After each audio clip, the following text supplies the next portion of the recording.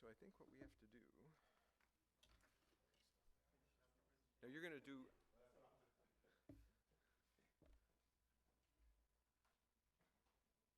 You want to use yours right away and run with it? Okay, so. Huh? God, these guys, you know, I got them T-shirts, and then they. You're a nice guy. Okay, so let's. Like I had to give them like a geeky thing. I brought some stickers too. Okay, there you go. Okay, so where's your laptop? Oh, you want to use a thumb drive? I'm sorry. Yeah, I was just going to move some presentation Oh, stuff. Sorry let's do that. Yeah, Sorry. that's much better for us. Yeah, I didn't want to. That's not what I heard before. Oh, sorry. No. Oh, what I was talking about before, Steve was working on a possible demo. That got changed. We're trying to do too much. I don't think it has thumb screws. No? There is no threaded holes in this thing. Okay. As far as I know, it's just a blank. Brute force. Which one was that? This one? That one. Okay, here. And I only have two. Yeah, I guess Susan. Here's your microphone. Q&A for. Okay, great. And I'm Dave, by the way. Oh, I'm Randy. Randy, good to meet So you. it'll be Gina and me and Christopher trading off Okay. throughout the 4 days. So the lavalier, Sure. handheld. That way the people streaming get everything. Okay. And the way we're kind of not to meet them all now, we have 4 session chairs, so they'll be kind of running different groups of it. So I'm the first chair, so Okay. Let me get your name again. I'm sorry. Dave. Dave. Okay. So I'll be making all the mistakes, which is fine. Well, somebody's got to start off. Right, I'm Okay. I'm good at that. Get with your talents. Okay. If you Okay, what would you like just to those use? first workshops. This? Too. Yeah. Yep, and we'll have to get the next one. Unfortunately, I don't have a naming standard. Do you have, now if, are these yours? These two are mine. The reason okay, so did you fill out a form to get yourself, Can we do it during the break? yeah. Yeah, there you go. So, yeah, you need to fill that out. Otherwise, they can't record you. Okay.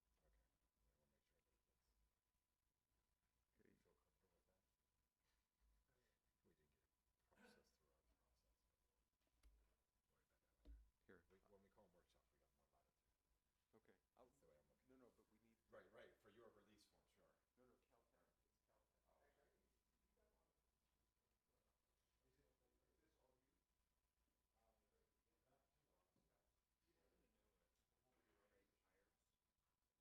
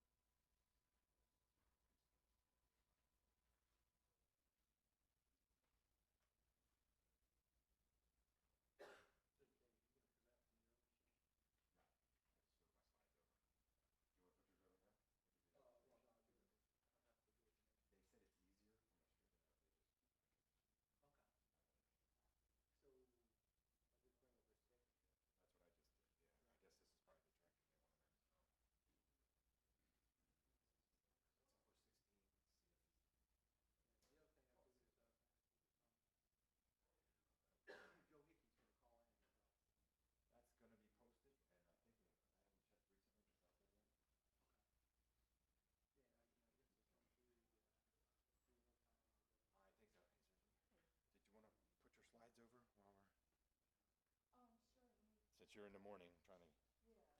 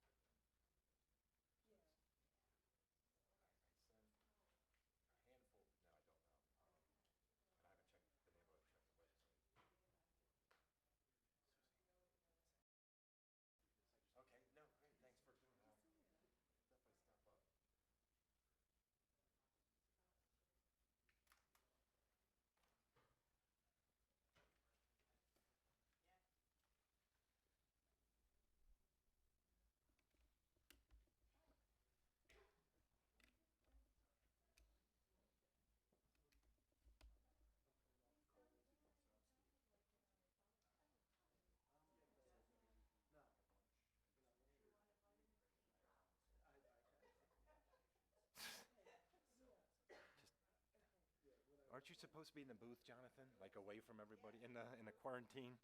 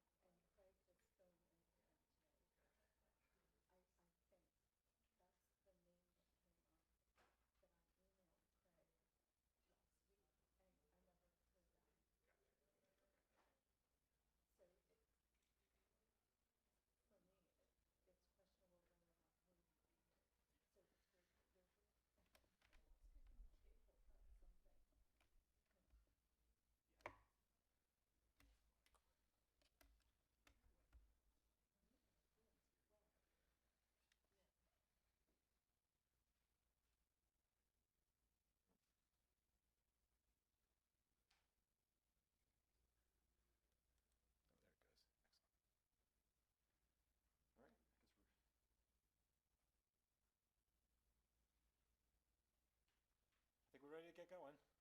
So, no, maybe not.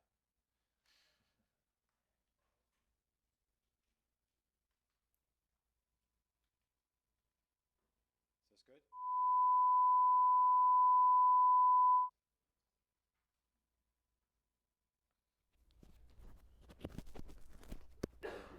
Can you hear me in the booth? Good. Okay, great. All right. Well, welcome to the hopefully second, or it is the second annual Flight Software Core Flight System workshop. And so hopefully we'll be getting these as annual. And I thank you all for coming.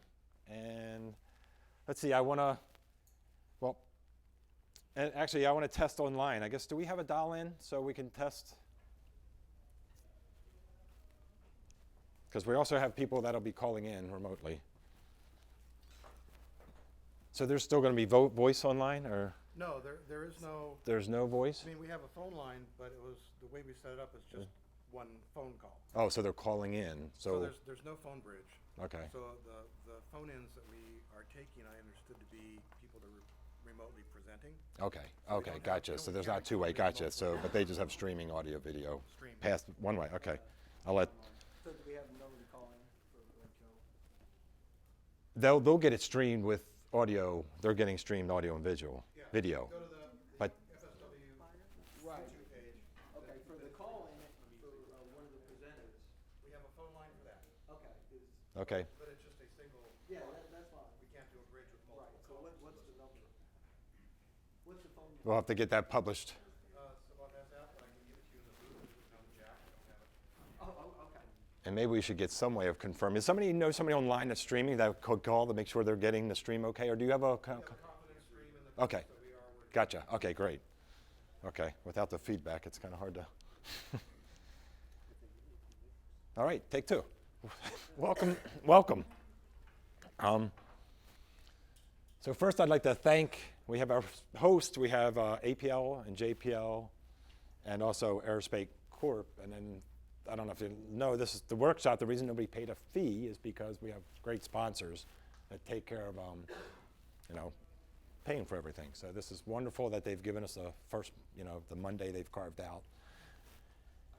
So we have a very tight day, and we realize it's too much probably for one day. And we have not scheduled any breaks, but if we see everybody totally zombied out, we'll figure out a way to get a break in there. And actually, I was hoping to have Subodh here, but we can jump into that later if there's any logistics for lunch. I'm not familiar with the options there. I think I've been told they have a really good cafeteria that's really within walking distance. And I'd also like to introduce our session chairs. So the way we've divided, we have 4 chairs, and bear with us, we're all working part-time on this, so we're pulling this together. Some of this might be a little, real time as we go. So we had them organize themes, and we think it's going to work well, I hope. And so we got Susie Streggy, who's currently chairing the configuration control board for the NASA assets, and she's also our Goddard lead, so she's working with our projects and making sure they're happy. Then Jonathan Wilmot, who disappeared. He's our chief architect, and then Alan Cudmore, who's all things platform abstraction, so operating system abstraction layer and platform support. He's the father of that and the father of twins. And then myself, I've kind of been with the CFS since the early days and played different roles, and I'm now currently the Flight Software Systems branch head. But I've been really passionate about this whole project and seeing it going. We probably started at early something, probably around 2000, honestly, some of the seeds for it. And one of the last things I was happy, even though I'd like to play a technical role, but I was the GPM flight software lead, which launched in 2014. And that's where my boss at the time said, if you're the lead, you can help funnel some money that way and just don't tell the project manager. So that's actually a lot of the apps came, and Susie was a C&DH lead at the time. We got a lot of those apps that went open source were done under the purview of GPM. And that's kind of how the way the CFS to date has worked. We haven't had an institutional NASA project, but we've been able to leverage funding in different various ways. So it may not be, we'll get to that. That's in a whole other section, so I'm getting ahead of myself. So a little history, I thought it'd just be a little context, and maybe some of you know it and bear with me, but I think it's good to get a little context and know, kind of even like the funding model, why things are happening the way they are and where we are. So back in 2007, or before then, was the birth of the core, and there's some nomenclature confusion too. This is why it happened.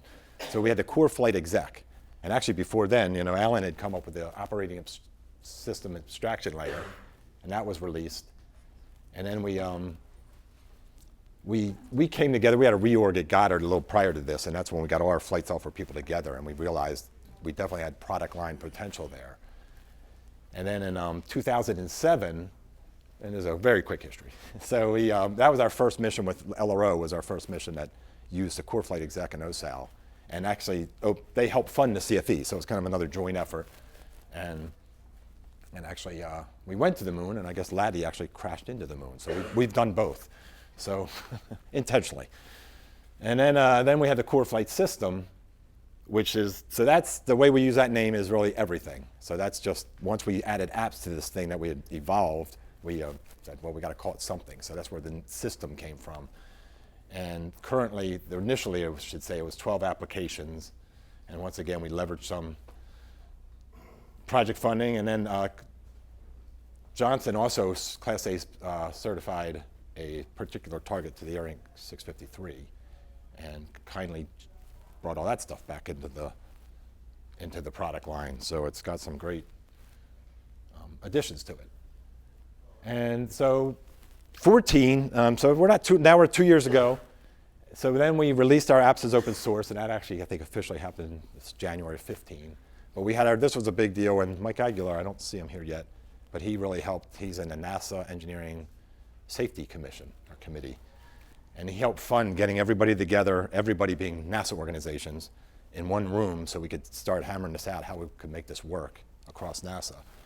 So we had that, and that's where the birth of the CCB came from. So then from 2015, we are kind of in our young. So we've released the apps. The CCB actually started getting coordinated and running as a team, and they released CFE 642. And another significant, in my mind, and it's still true today, is that since LRO's launch, we have not changed the CFE API. So that's been very stable from an application point of view. And that's part of the success that's happened. And then last year at Johns Hopkins APO, we had our first CFS workshop. And we had a lot of fancy goals there, and I'm going to go through a couple of them. We realized some, and some we're still working on. And then now we're kind of in our adolescence, is what I consider it. We've released multiple components. We're having our second workshop, but I say, then these are my words, we're trying to find our identity, because we are a government institution. But we've released it as open source. We've got a lot of great feedback. We're not really operating, and again, some of this is my own, as an open source community. So we're working as a NASA organization, and we're kind of, everybody's intent, we want to give it away and make it grow, but we've got some challenges ahead of us too. If we truly want to be an open source community with feedback, and depends, we haven't identified contributions formally, how things work. We have it working within NASA. And then I thought it was worth going through just 2 slides, just because I don't know everybody's background into CFS. I thought it was worth just showing 2 quick slides on the architecture, because they kind of set the stage for some of the whole organization, the agenda, because it's really architecture focused. And this one slide, and this may not even, people may not think of this all the time, but when we did it at Goddard, what we were trying to solve was reuse and getting a good return on reuse. And we had reused products before where we claimed the reuse, and most of the time it was clone and own. But we really didn't reuse the whole life cycle of artifacts. So part of the design that we did very intentionally was try to get as many life cycle artifacts we could. So you're reusing the whole life cycle. And so what this is trying to show, and if it doesn't quite look like a V, but whoops, let's see which.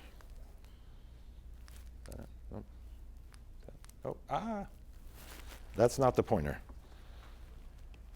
Oh, that's back. I don't want that. Let's see if we can get it to go back. Oh, that's okay. We'll skip a pointer. So it's kind of like a classic V. And then, so we have the subsystem requirements. In our world, that's the software, high-level software requirements. And then we have the detailed requirements that we code to. And that's where we actually started parameterizing requirements. So then those flow into the code, which are parameterized in headers. And it's not always a one-to-one requirement. Some of them I would call design parameterization.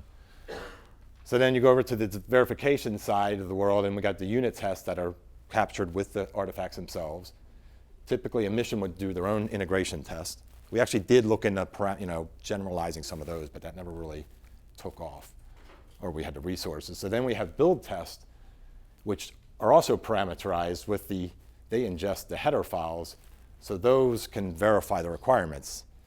And then a system test, again, was left up to the project if they were going to use their own scenarios. So that's kind of the artifacts. And we'll probably get into a little bit. I mean, these are, since again, it was grown out of Goddard, all the build tests to date currently run on a system called Assist. And that's a ground system we use, not exclusively, but it's one of the ground systems we use at Goddard. So that's what's delivered with the product. And if anybody has any questions, please don't. This is, meant to encourage, discussion here. So quickly, again, the layers. So then here's the basic layered architecture, which is held up very well. And so all the green is open source. So we have at the bottom layer is the OS abstraction layer, the platform support, and then we have APIs. So these APIs, and they've also been pretty stable as well. I don't think they've had very little change. So then what they do is allow the core flight exec, which is these services that exist for the applications. So they create a portable platform across, so this abstracts our platform. And then these services, then we have that API, which I said hadn't changed since LRO. And then now we have this runtime environment for our applications. And then we're also, which is actually, it's working well, and we'll get into that later with the whole proliferation of applications. So the goals today, and again, some of this is we haven't actually, it's not like we're all working together. So I say this, we're shooting ideas across, but it's not like we sat down with a committee and said, here are the goals and we're going out, So some of this, and if anybody has any other objectives today, that'd be great. We want this to be an interactive goal. So, but we want to get an understanding of the current state of everything. So that's important that people understand that. And and part of the workshopness of this is to get an understanding of where we want to go. And so we're hoping to really get some feedback from people. And to me, we want to challenge ourselves. Where do we really, where could we be? And we know there's things being a government organization. Some things are hard. And again, we're not going to solve everything here, but if we can start with some of the initial strategic paths of thinking where we want to go, that'd be great. And so hopefully we'll be connecting people with ideas and hopefully having some fun too. It's not all about. So the agenda, so the strategy is we've taken two approaches. So we got a programmatic track, we'll call it a track, but session. Then we broke it down into technical sessions that match with the architecture. And pretty much what I just said, where are we now? Where do we want to be? And how do we want to get there? And again, we want it open, what's not working, what's working, what technologies are important. So if we find out, we'll come out with what's sort of a bit of a prioritization. I threw this one in there. And maybe it's good or bad. This is from last year. So I threw up and said, last year we had a good workshop. We had 12, it was all about user presentations. So we just said, most of it was. And we had 12 user presentations. This is why we took a little different tack this year. So that was great in understanding where people were taking it. And we got a mixture of that. So here were the goals. I was just going to kind of go through where we went. So we discussed our informal community charter and a formal charter. We still haven't gotten there yet. So I won't give a letter grade to everything. So get feedback. I will. I'll give an A to the A's. So needs improvement on number one. Number two was great. We got a lot of understanding, and we've had a lot of good discussion. The product management, CCB is doing a great job, and that's all wonderful, but from a higher level perspective, I think we still need to do some homework. Communications, we were using mostly emails and the CCB and itself. We finally got a public website started last week, so hopefully that'll be the starting point. It's not where we want it, but again, it's a start. And we had the idea, and I think it's still there. This is still a valid idea of having some kind of collaborative or virtual teams that we can have, we'll bring some examples of that later today, where it's still going to take resources to have a structure, but where they can engage with each other. And then our other was reduce risk of fragmentation. I don't know where we stand on that, actually. I honestly can't. I know at some application level things we've kind of diverged and we're trying to converge again, but I think the core product itself, nobody's kind of run off in a tangent, but somebody can tell me otherwise. So here's the agenda if you haven't looked at it. So, and I don't want to go in too much depth. Like I said, we had the chairs for each session, and they've taken some liberty in how they want to organize it. So we're going to go over, Jonathan's sharing the standard and tools. Then we got platform abstraction with Alan. And then Susie's leading the application layer, and she has some, and if a name's not there, it's typically the session chair that's running it.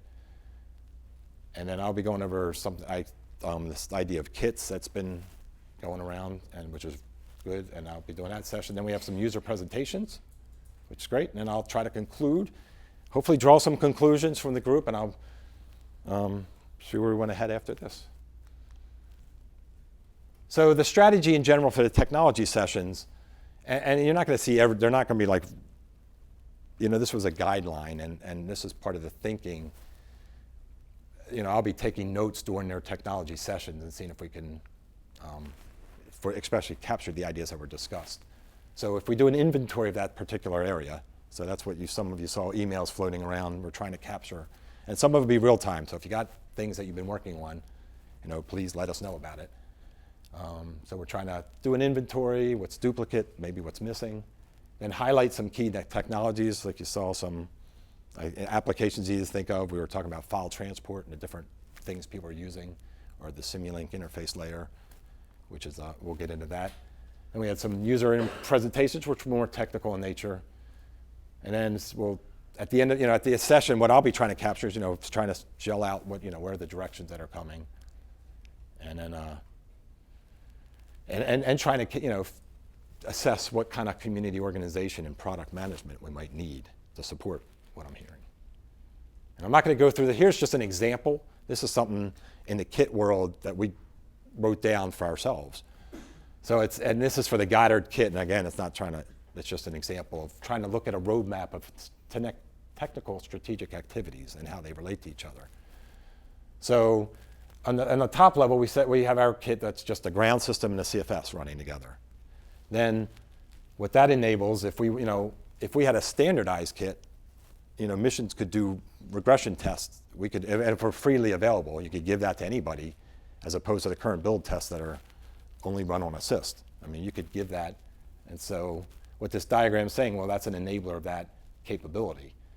And then you could also, if we had this freely available kit, they're not written. If we had platform certification test suite, anybody that hosts their own PSP and OSAL combination, they could rerun the certification suite. And those are the type things that could be enabled. I put down file transport here because if you're going to have a kit, you're going to need, you may not need it for these two features, but you're generally going to need some kind of file transport that's in this kit that's freely available. And by that, you're going to have a ground engine and a flight engine for transporting files.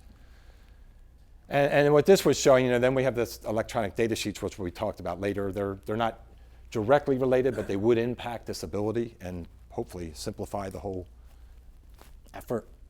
And that's kind of what this is, and again, I don't want to, it's not necessarily this thing, that's the type of thinking as the day goes on, thinking about some of the things that are going on if we want to try to get teams working together. So I wasn't going to go, so the programmatic session, which again, we're mostly technology, but we will have spent about an hour on there. And there it's going to be similar, but it's just along different parameters. So we're going to be thinking about, what's difficult, what's not working, what are the scopes of the assets controlled by NASA, what are the scope and the level of contributions people can make. And right now it's, closed pretty, and again, there's philosophy questions of do we want to open it? And then the question is how. And is the business model sustainable? We're currently, as you've seen, we're borrowing. It's leveraging project money, which is always a challenge in most organizations. Then we want to assess where we want to go, same kind of similar. And during that session, I have, I throw out a couple ideas. And again, they're meant for discussion, not as this is where we're going. And like I said, we're not solving everything here. We're trying to work towards it. So the good news, we have a public website now, and thanks to the partners at the SHREC, the Center for High-Speed Reconfigurable Computing, got most of that right, I think. And they're down in Florida. Actually, they just split up, so there's a section of them there that's up in Pittsburgh. And so they helped us host, and Vantage Systems lent some support as well. And we're kind of taking an evolutionary approach. Again, we're getting a favor, and they're helping us out. And so the first one is at least get discussion forums and documentation out there. So I think that's a big step in the right direction. We couldn't do that with our NASA website. And then ideally, and we don't know whether we're going to host things there or whether we're just pointers to other locations. It's just an inventory there. That's kind of where we want to get some direction from this workshop. But we're hoping that can also be the focal point. And then, so currently what we have is just discussion forums. The Q&A that's where you might want to post a specific question, common to a lot of websites. So forums, we want to, let's say somebody wants text-based tables, and they want to look at text-based tables, and that's a great place to throw out an idea, and everybody can, join in. Blogs will be, they're more newsworthy and focused topics, and then we have this what we call a knowledge base, and that's going to be reference material and articles.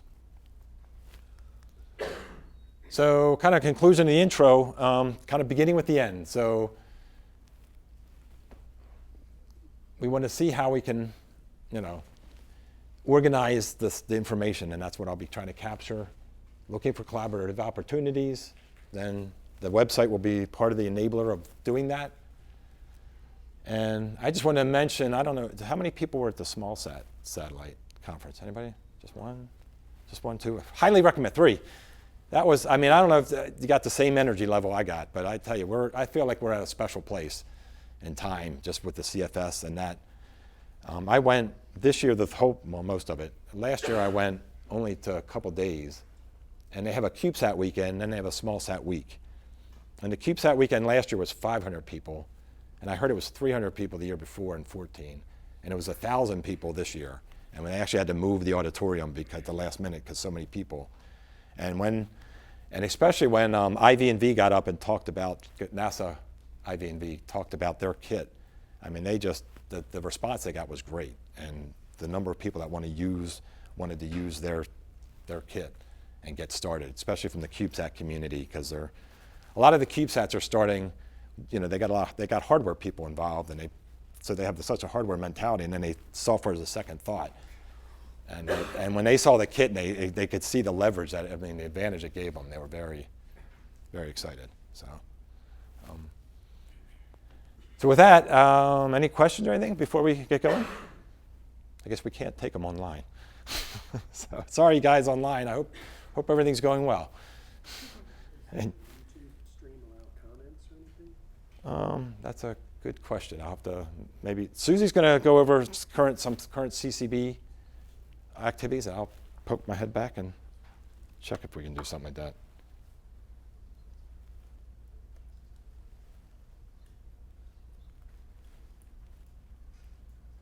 So next up was Susie, who is, there it is.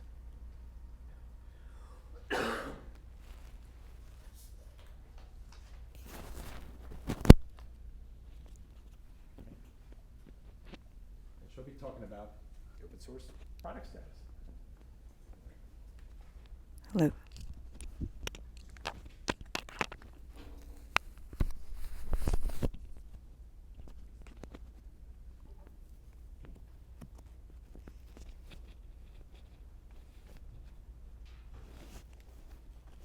Good morning, everyone. It's really great to be here today and escape some of the cold that we have over on the East Coast in Maryland. It's great to see familiar faces and new faces. So I'm looking forward during the workshop to meet some people and catch up with people. So for those who weren't in the room when Dave introduced me, my name is Susie Streggy. I work at Goddard Space Flight Center, and I'm leading the CFS product development there and also chairing the NASA-wide CCB. So this was a really awesome opportunity to share the releases. This presentation specifically focuses on the open source products and what the CCB has released in 2015, and then also share some of our current release plans for 2016. There's many ways to send a message in a bottle. Right now, when releases go out, there's one way to communicate those releases, and that's through, we have a mailing list. Actually, do we have a piece of chalk?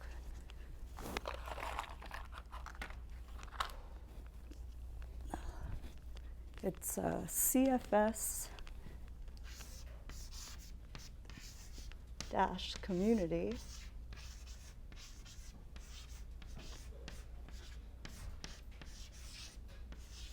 at lists.nasa.gov.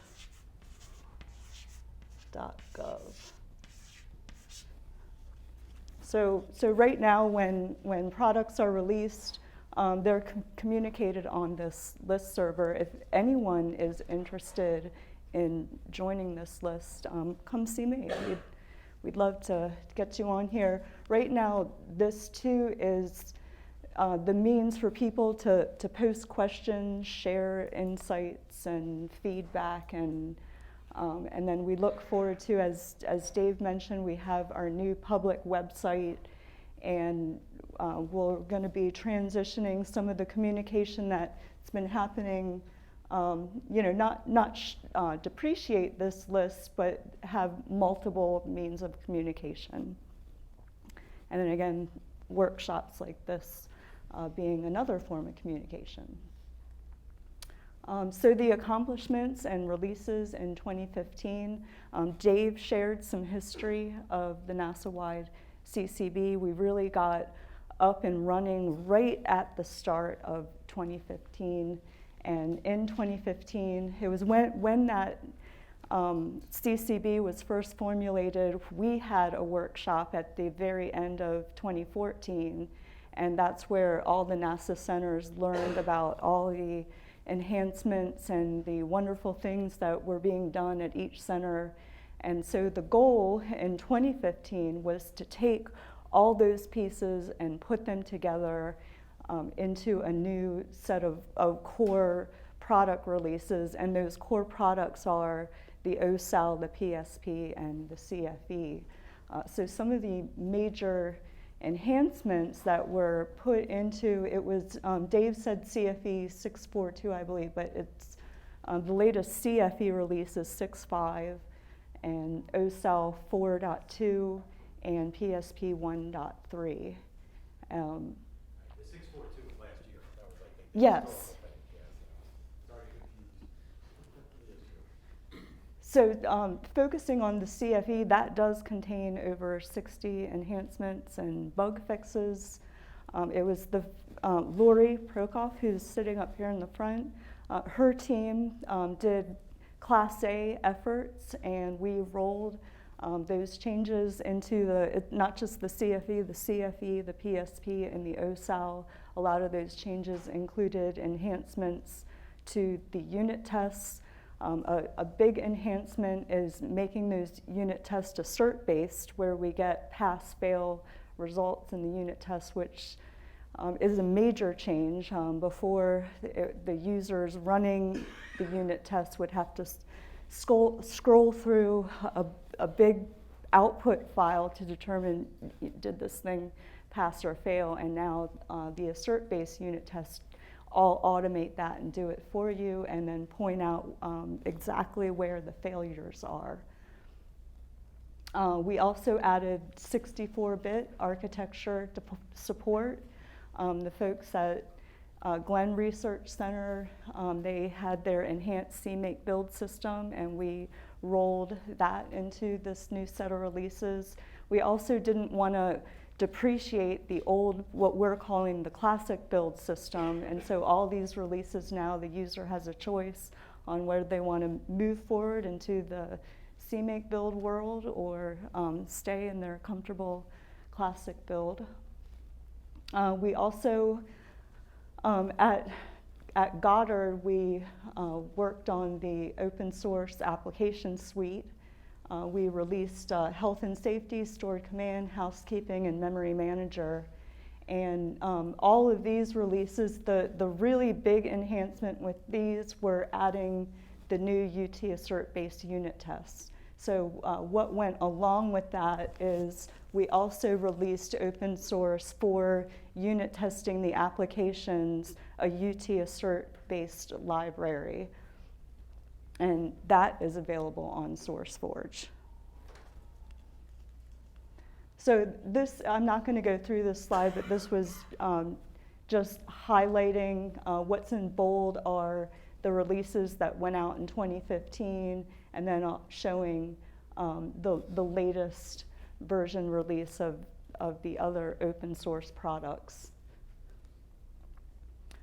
So CFE 6.6, now the CCB, we're moving forward. We're moving forward with working on the next release of the CFE. This is going to, the major enhancements with this release are App ID namespace expansion. And Jonathan is going to talk a little bit more about that in the workshop. We also are going to be incorporating electronic data sheets, and this will help synchronize our command and telemetry from flight to ground. There'll be one electronic data sheet or data dictionary that defines the command and the telemetry on both the flight and the ground side, and any tools that may need to utilize command and telemetry definitions. We also have some, it's not complete shared memory support, but we're adding in, there's a few things that I guess taking baby steps to move toward the SMP support, and that's all going into this release. So we have, right now we've identified over 35 tickets. Our schedule is roughly here, where we're scheduled to have this out at the end of June. Our ticket reviews, some of these, especially the electronic data sheets and the App ID namespace expansion, are going to tickle into the requirements. These are some major design changes, so these ticket reviews that are currently ongoing include reviews of the requirements, reviews of the design, and then the CCB. Every single line of code that's changed gets reviewed. On the application side, our release schedule, in order, we have limit checker coming out, file manager, checksum, memory dwell, and data storage, and they're in pretty close succession. We hope to have all those out by March 2017, and then to follow, we're looking at the scheduler and possibly the CFDP application. Susie, in your previous slide, is that 2017 or 2016? This is done or working on? This is working on, so, right, yes, this is 2017. Okay.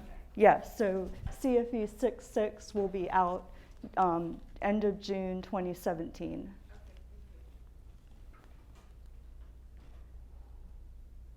The application suite, again, these applications, the very big enhancement are these new UT assert-based unit tests.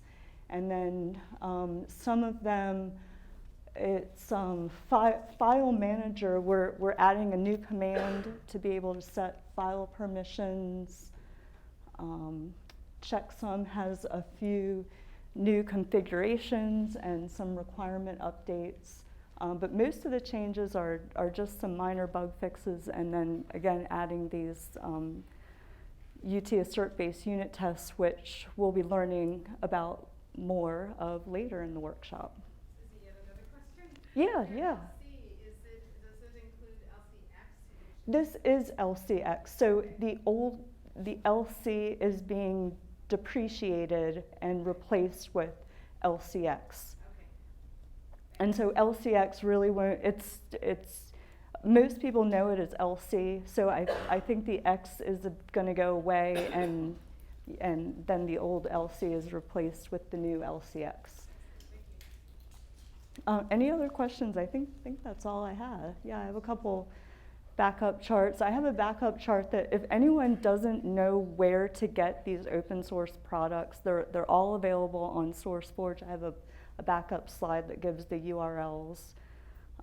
You can also, we have, it's cfs.gsfc.nasa.gov is Goddard's CFS, I guess, public website, and the URLs are posted there where you can get these products.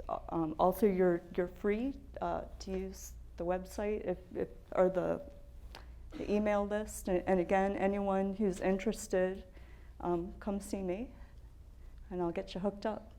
Yes? So last year when we were at the workshop, you were looking at a schedule to release CFS in January, then February, and finally over the summer. How confident are you in the schedule you put up there? Is that based on internal funding, you're going to hit that, or were you really delayed by just the process of Yes, were we- done, and it was really a delay in getting it released open source. Well, the 2015, what I presented last year, we had a very aggressive schedule, and we were trying to get things out before the holiday. It was like around Christmas time, which was unrealistic. And we did have a lot more to review than what we initially thought. But we did get releases out shortly after the holidays. So we were behind schedule, we weren't too far behind. And this schedule was drawn up based upon how we completed and reviewed things last year, which was as a working CCB across multiple NASA centers. That was our first set of releases to come out. So it was my first time too working in a distributed team across multiple centers. Susie, I want to add to that. It's not the release process for open source that delayed it. It's just getting all the work done. Right. If we don't go to 7 CFS, we sort of grandfather in under the open source agreements we already have, or open source release we have. So 6.6, it's going to go to 6.9.9.9.9. Right. Well, we did, as a CCB, we defined what these major, minor, and revision numbers mean, and we need to get that out and clearly communicate that. So if we did have major API changes, we would very much need to consider upping that major version number, which would require us to painstakingly go through the whole open source release process again. But if we did have major API changes that affected compatibility, and we would want to communicate that by changing the major version number. But by adding enhancements and bug fixes, we feel very comfortable staying with the minor and revision numbers. So the plans now, and then the plan for this upcoming year, we're moving to 6.6, going from 6.5 to 6.6. You know, maybe a follow-up, is there, are you guys measuring when you're able to release products internal to NASA on the server versus get them to people outside of NASA?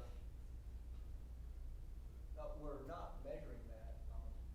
I don't know if Mike Aguilar were here. One of the things for inside NASA, there's a change in the NPR that's in signature right now where you can share anything with anybody within NASA without having any user agreements, which makes sense. It's already been paid for. We should be able to freely distribute it. For what goes out is really just the process to get out to the open source website. So just going through the legwork. There's no legal issues there. If we do write a new app, new apps do have to go through that process. So some of the new apps we might be talking about here, like we have a file transfer app. And the reason for that is you have to make sure that nobody's stolen any code, so the lawyers do need to get involved when you release something to make sure there's no legal issues with licensing. Oh, I should have had that. It's too late now. We'll have to sterilize this after we're done, so. Yeah, so whatever I just said. Sorry, yeah, I don't wanna hold this up too much, but. No, this is great. We really want to make this interactive. We don't want to stand up here and present something to you. We want your questions, feedback, ideas. So I'd say the more, this was wonderful. I love the question. Yeah. That's okay, I can talk. We'll get people online. Okay, got it. People online, so. Sort of related to the last question. So based on what you were saying, it sounds like there probably isn't going to be, for like major updates to the APIs or anything like that. May not be on, sorry.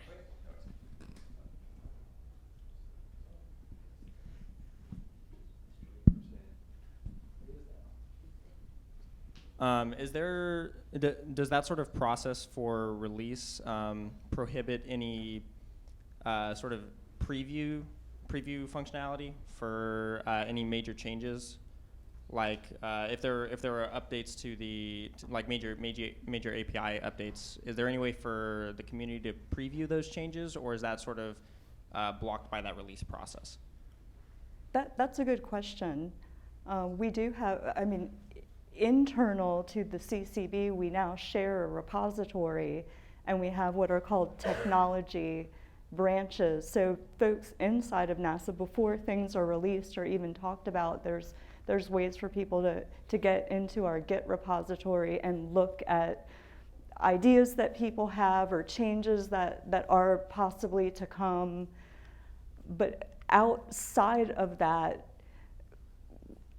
this has not come up before. So yeah, we're open to ideas and how we can get things like that shared. Even information like this on what the NASA CCB is planning for the next release, not waiting necessarily to have a workshop like this, or for the folks that aren't able to participate in the workshop but are actively using the CFS, they're missing out on this information.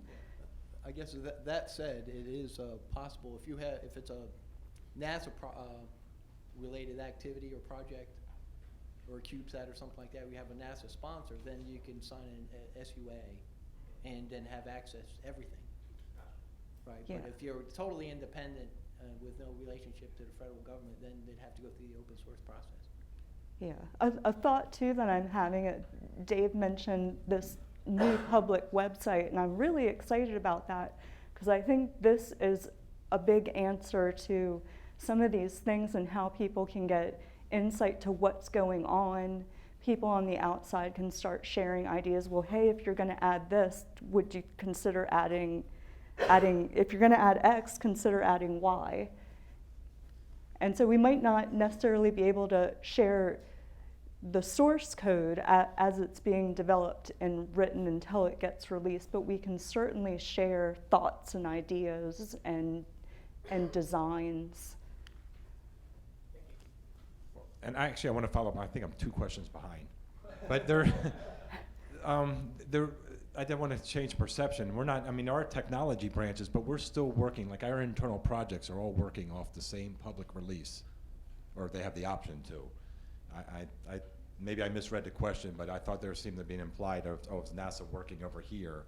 But I mean, there's development branches, but they are, so our Goddard missions are just working off the same 6.5 release that other people are working off of.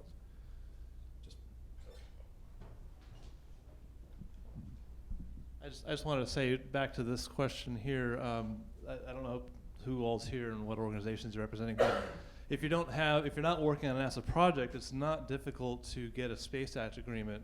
If money is not changing hands, that gets difficult when money changes hands. But no money, it's maybe a couple hours of work to write up a Space Act agreement where we exchange software and you contribute to the code and work collaboratively with your NASA counterpart. So I recommend that.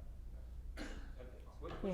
center have you worked I'm Chris Knight from NASA Ames Research Center. Because Ames seems to be the easier one. That's true. Come, Yeah. go north. Go north about 5 hours. I drove down here. It's not too bad. Sometimes we have difficulties. Yeah, we also have this, through the legal process, something called a contributor license agreement. So for folks on the outside that have these great enhancements and things that they want to share back, and I have this great tool that I want to share and add it to the next release of the CFE, we can fill out this contributor license agreement and make that all legalized as well. Yes. So I'm fairly new here, so if the answer to my question seems really obvious, then please forgive me. But I'm wondering what ITAR-related issues have you had to deal with making these open source releases? Well, that's what makes that process take so long, is the lawyers have to go through and comb through this code and make sure that we're not violating, we, the releasers, the folks releasing the software will check boxes saying, no, this doesn't, there's no ITAR related code in here, something that's going to blow up the world. But then the lawyers have to go in and double check, and that's why that open source release process takes so long.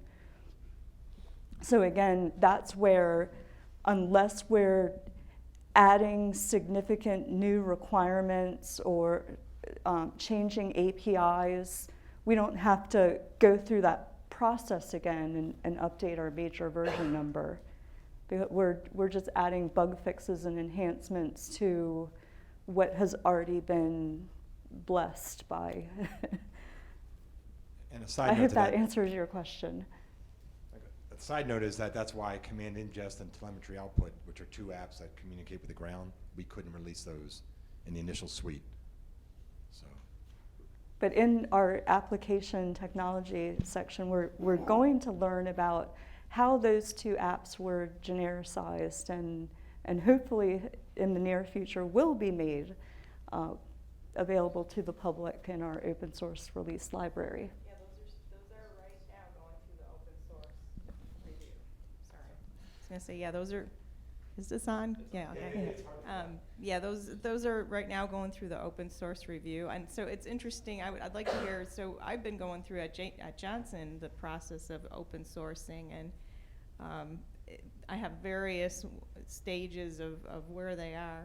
And I want to go back to the first guy. I think he was concerned that the public release lags the NASA release. And I think what I saw is there was really no lag. It was like a couple of weeks or something.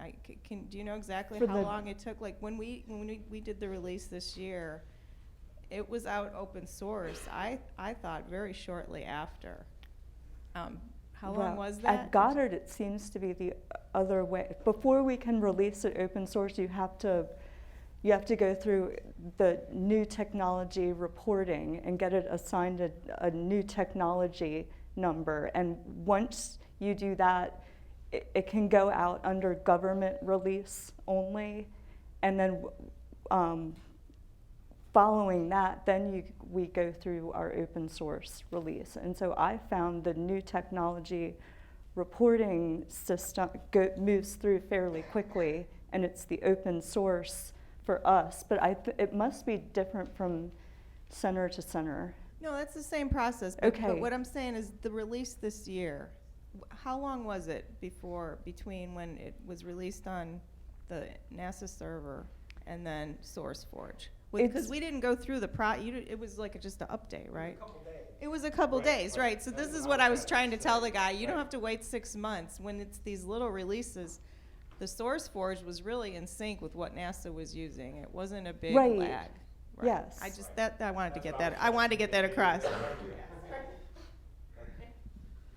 Yeah, there's not an internal versus external world. Yeah, right? yeah. There is from a communication, I agree. I mean, it's been brought up, right, in trouble For tickets. new things, there's a time, but once it's out, I don't think it's much. Yeah, one follow-up, sorry. One follow-up to that. Susan might have it, there's an open source website that just got stood up, I don't know, a couple days ago, actually. And on there, we were going to put plans and where we're going and what technologies we're infusing and stuff like that. So it does have a form associated with it, so people can actually comment and say, yeah, that's something we're really interested in. Is there anything we can do to help? And sort of get it moving that way, because there's a lot of technologies out there that we're pushing forward. And if you don't know about them, you're going to recreate the wheel, so to speak. So we want to get that information out. And there's, other than the ITAR issue, which most of the stuff is not ITAR. It's only when you get into the crypto and certain maybe specific hardware interfaces or something like that where you potentially get into ITAR issues. But this is a generic framework. So SMP support is not ITAR. Those kind of things are not going to be affected by that. So we want to encourage people to use this website and give us feedback and what kind of technologies they want to see, and then we'll see how to get people involved. Although the comment on that is, we think it's not ITAR, but it's convincing the lawyers that it's not ITAR. I mean, seriously, it's. I was wondering if you have a release date planned for the genericized CI and TO?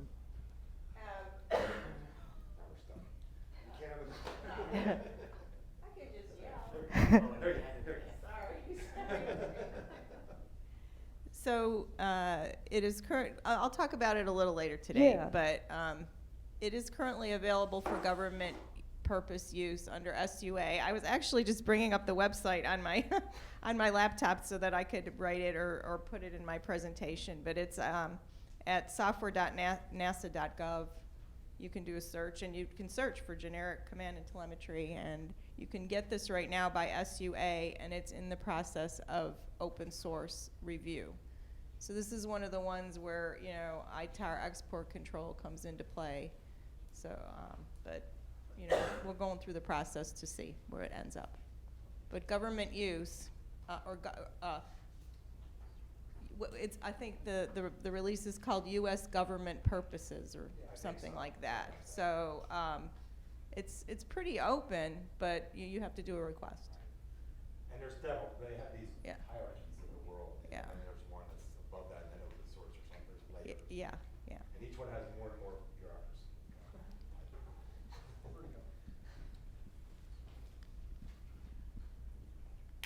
Any other questions before we move on?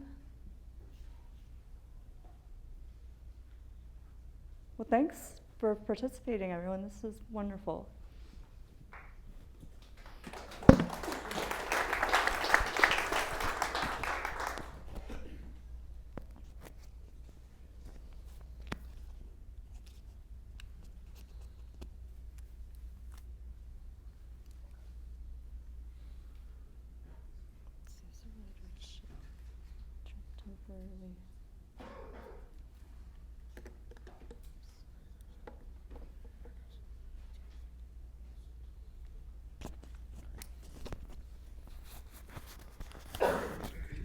If I start time, just so it knows good.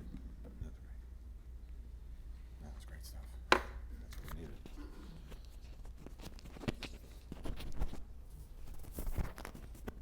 Well, that was a great segue into this section.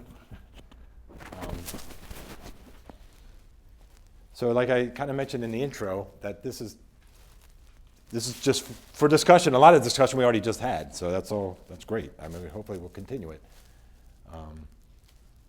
So a little bit of historical context, the current state, and I think we're kind of rooting that out now. Current challenges, I think some of the questions we're doing exactly that.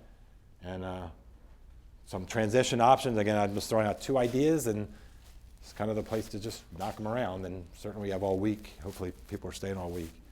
And then a call to serve. So here's, and some of this this is just a little different focus. So we started, and I've kind of verbally mentioned this, so we started down at Goddard. And Goddard had the same, I think in a way we've propagated the Goddard challenge to the NASA level, and now we're trying to propagate it even higher. But the challenge was Goddard has the same thing. We're all product funded. I mean, that's how we work. So when we would try to get a product line going, we had to rely on some other external sources of funding, leveraging projects. But the good thing is, I mean, we made a product line approach that I mentioned in the intro, and we did life cycle artifacts. So that worked, we think. So we pushed it up the NASA level, and we've already kind of gone through some of the history there. And as some of the questions said, we're not totally open right now. We are in a NASA world where we write the tickets and we certainly communicate with the outside, but not in a formal way. So these are the kind of questions.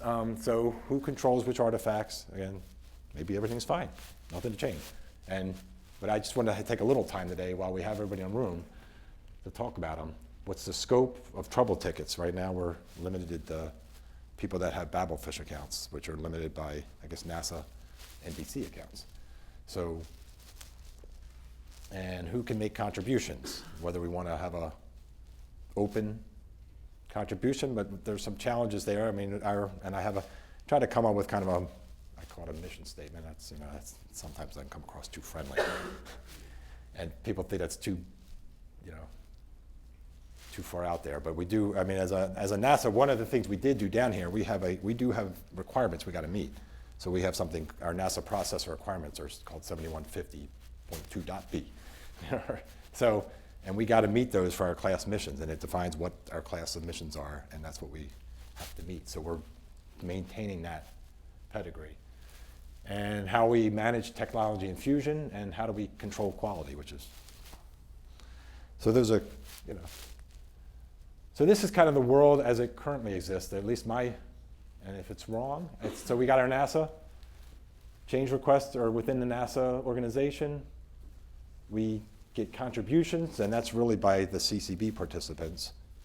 And we release products, but we actually release them individually, so it's the responsibilities for the user to integrate them into something that they want.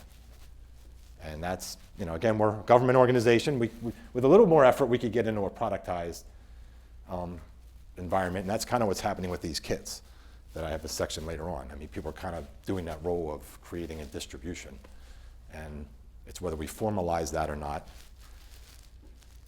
So that's our current. So challenges in that model is, users must assemble their products. I guess, does anybody, I'll open the floor. Is that a pain in the butt? How do people feel about that? I see maybe? I don't know. For us, you say, because it came out of our group. So for us, it's like, we know what to put together, and it's not a different hat. We just kind of do it. I have gotten feedback in terms of it's hard to evaluate, especially for products of limited funding. If it's hard to evaluate, is the CFS right for me? And that is a tricky, having that documentation. So I have a little feedback on this area. No, this is great. I'm all This here is why, myself. we should, we could have had a second podium for Lori. Yeah, I would say it is a pain to have it all separate. Just because a lot of the times I'm telling people about this, especially lately. For me, it's been international partners, JAXA, ESA, and we're going, hey, we got this great system, try it. Okay. And then, what they want is one-click ordering. You want to Right. make it as easy as you can for anybody that's wanting that. And I found I've gotten feedback that from some of our robotic community people. They're going, okay, well, just tell me how I can just easily, do the, 5-minute eval. People have a short attention span.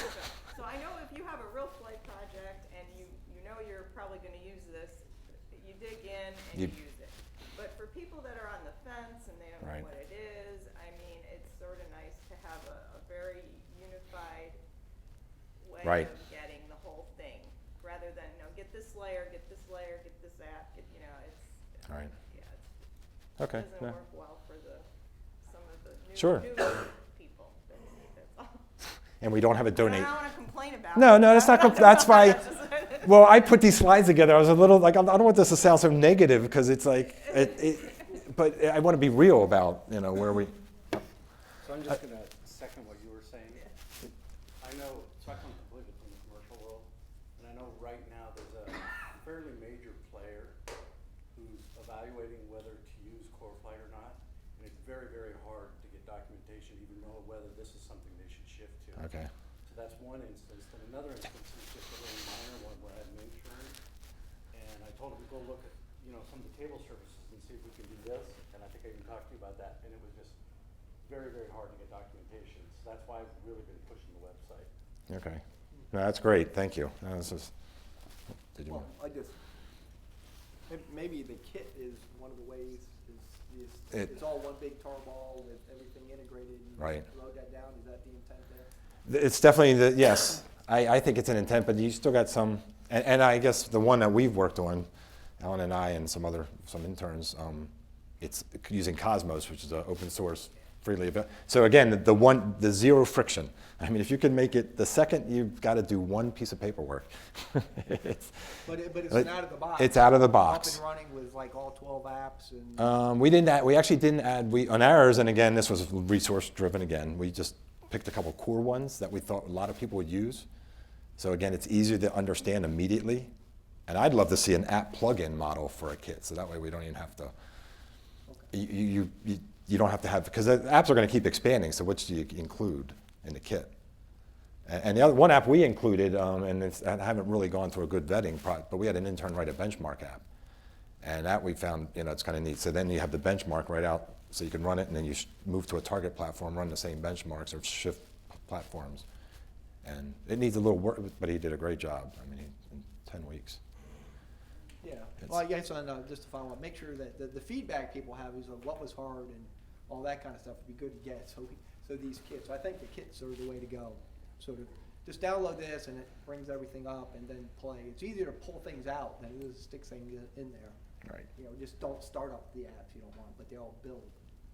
But on our kit, what I limited too, though, when you go maintaining the kit gets harder. If you put all 12 apps and you say, oh God, that one just updated, do I update that now? So if you kept to a core set and you said, okay, I can manage this a little. And again, it was Alan and I working lunchtime, I think it was. Yeah, I mean, we have the kit, and then also, kind of in the background, I've been working on sort of a reference distribution with all the open source releases, and it's almost there, ready for distribution. I'm trying to make sure that everything in it is open source so that I can just put it even on like another GitHub account or something, or just distribute it as a tarball. So if we have that, then that is kind of a one download. And I was actually thinking about creating a script that could just download the latest releases and integrate them into this release, this distribution. So that's definitely one of our goals, is to have it much easier to bring up. And with mine, I've been integrating all the apps and tables and everything, so it should come up with all of the tables loading and apps and everything. So when? I have a version of it now. That's probably. When can everybody get it? Well, I think we should start a Kickstarter for Alan, so we can. If I just scrub it and make sure there's nothing that's non-open source in there, I can probably put it up this week. Actually, I don't. So we have a kit too. We call it our training guide, but we've done just in the last 6 months, we did a lot of revamping of it and took out everything that wasn't open source. So it's one of these things too, where we got around this when we get new interns, new hires, new people. We give them this VM. You can call it a kit, but it's just a VM with the it goes open source thing and just uses the Python. For the ground system right now, but along with it is this HTML guide, hello world, write your first app, blah blah, and it gets you through one day, in the life of CFS, and so we did in the last 6 months. Tamno did a lot to get that way, so I think we have to do the same thing, scrub it, but I think we can in short order make that available too, somewhere. That's great. Open. Somewhere. Yeah.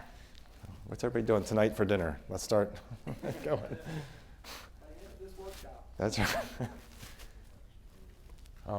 And actually, that little ratio, and this was purely non-scientific. I went out, and I can't remember when I did this a few months ago, saying, oh, how many people are downloading? Because this all depends on when the versions were put out there. But it seemed like the ratio to CFE downloads, the app downloads was 4-to-1. So I don't know whether people weren't just out downloading apps or that app just got released. But I kind of went across the board. Again, not very scientific, but just kind of getting a warm fuzzy of what's happening. And I think I don't want to rehash, I don't know if there's anything new here. Trick it.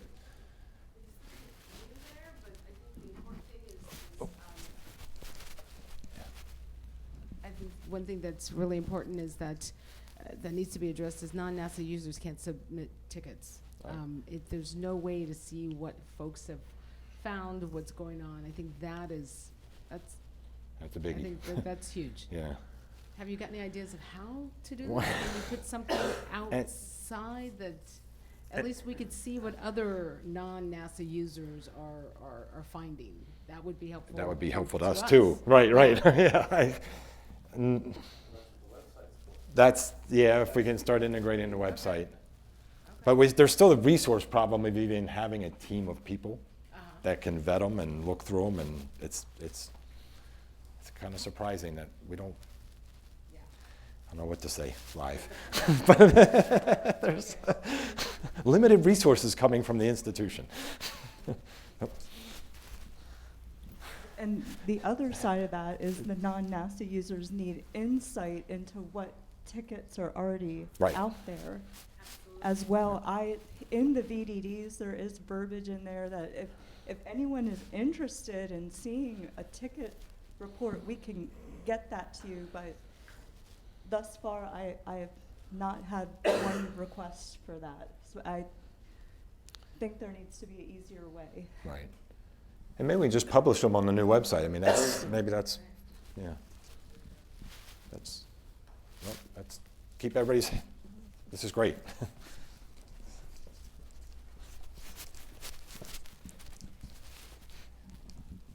So how often do you guys run your internal SRB and maybe think about a non-NASA communication forum as opposed to us just looking it up? It'd be good to have you guys present And to us. engaged.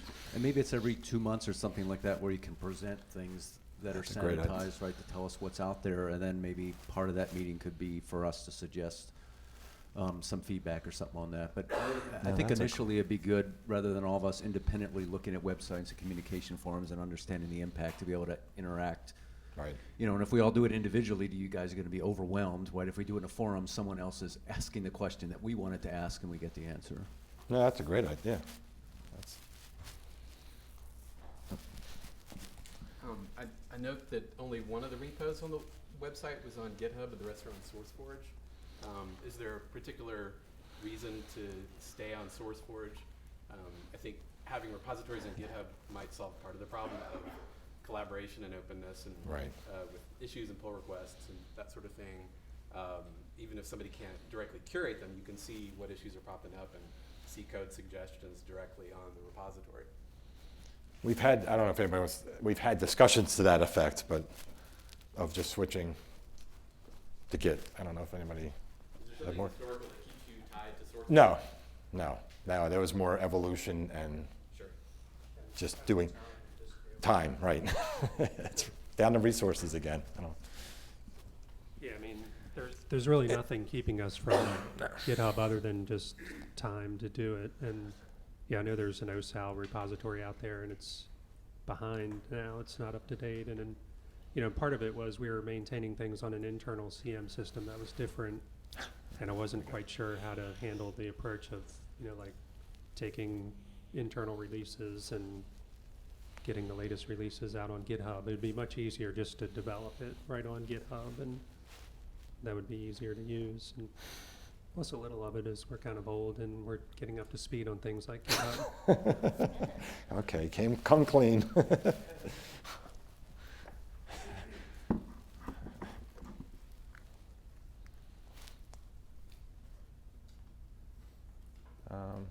Oh, well, and I think we're already touching some just other things. I mean, these two are, to me, I'm also seeing there's an energy thing. You can only, the CCBs, again, we've talked many times, we've already seen the resources are limited. So they just can't keep feeding, oh, we'll do this, we'll add this, we'll take care of more assets. So we're capitalizing, but I think if we, one of the challenge, one of the questions I'm gonna throw, if we went a whole other way, I actually got approved, after I spoke at SmallSat, I mean, the first person that talked to me was the Object Management Group, and they're working with a group at Goddard, the GEMSEC group, which is a ground system. And I'm not, again, just ideas, but I said, oh, we could take over the CFE and CFS, and we could run it through there. But obviously, there's pluses and minuses no matter where we go in the long term. But Thank you. Sorry, this is just one step back with the moving to Git in GitHub.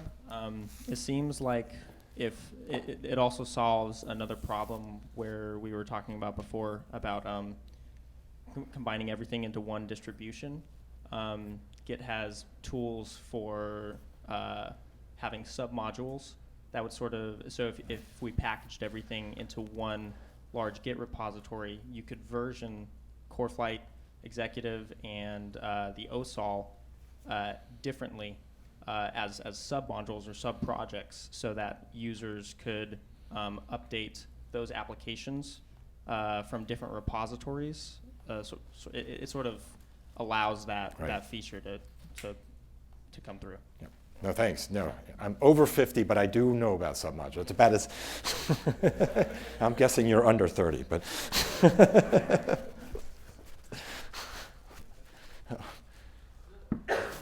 Was there another? Oops, oh, sorry. I'm gonna get younger though. So I think the real issue here is between NASA and then external users. So everyone internal to NASA kind of has an idea what's going on, can call in the CCB, but external users really have a problem submitting Right. that ticket. And that might be where these kits and potentially kit websites as well, or even the current website we have, would be able to post tickets, review tickets, things like that. So we would basically, I'd hate to segregate it like that, where you have an internal NASA ticket set and then you have external submitted ticket sets. But they could essentially, everything internal could be reposted externally as well. Once the website gets a little farther along, or once a kit releases a Git form as well, you could all track it via that. Right. Thank you. Thanks.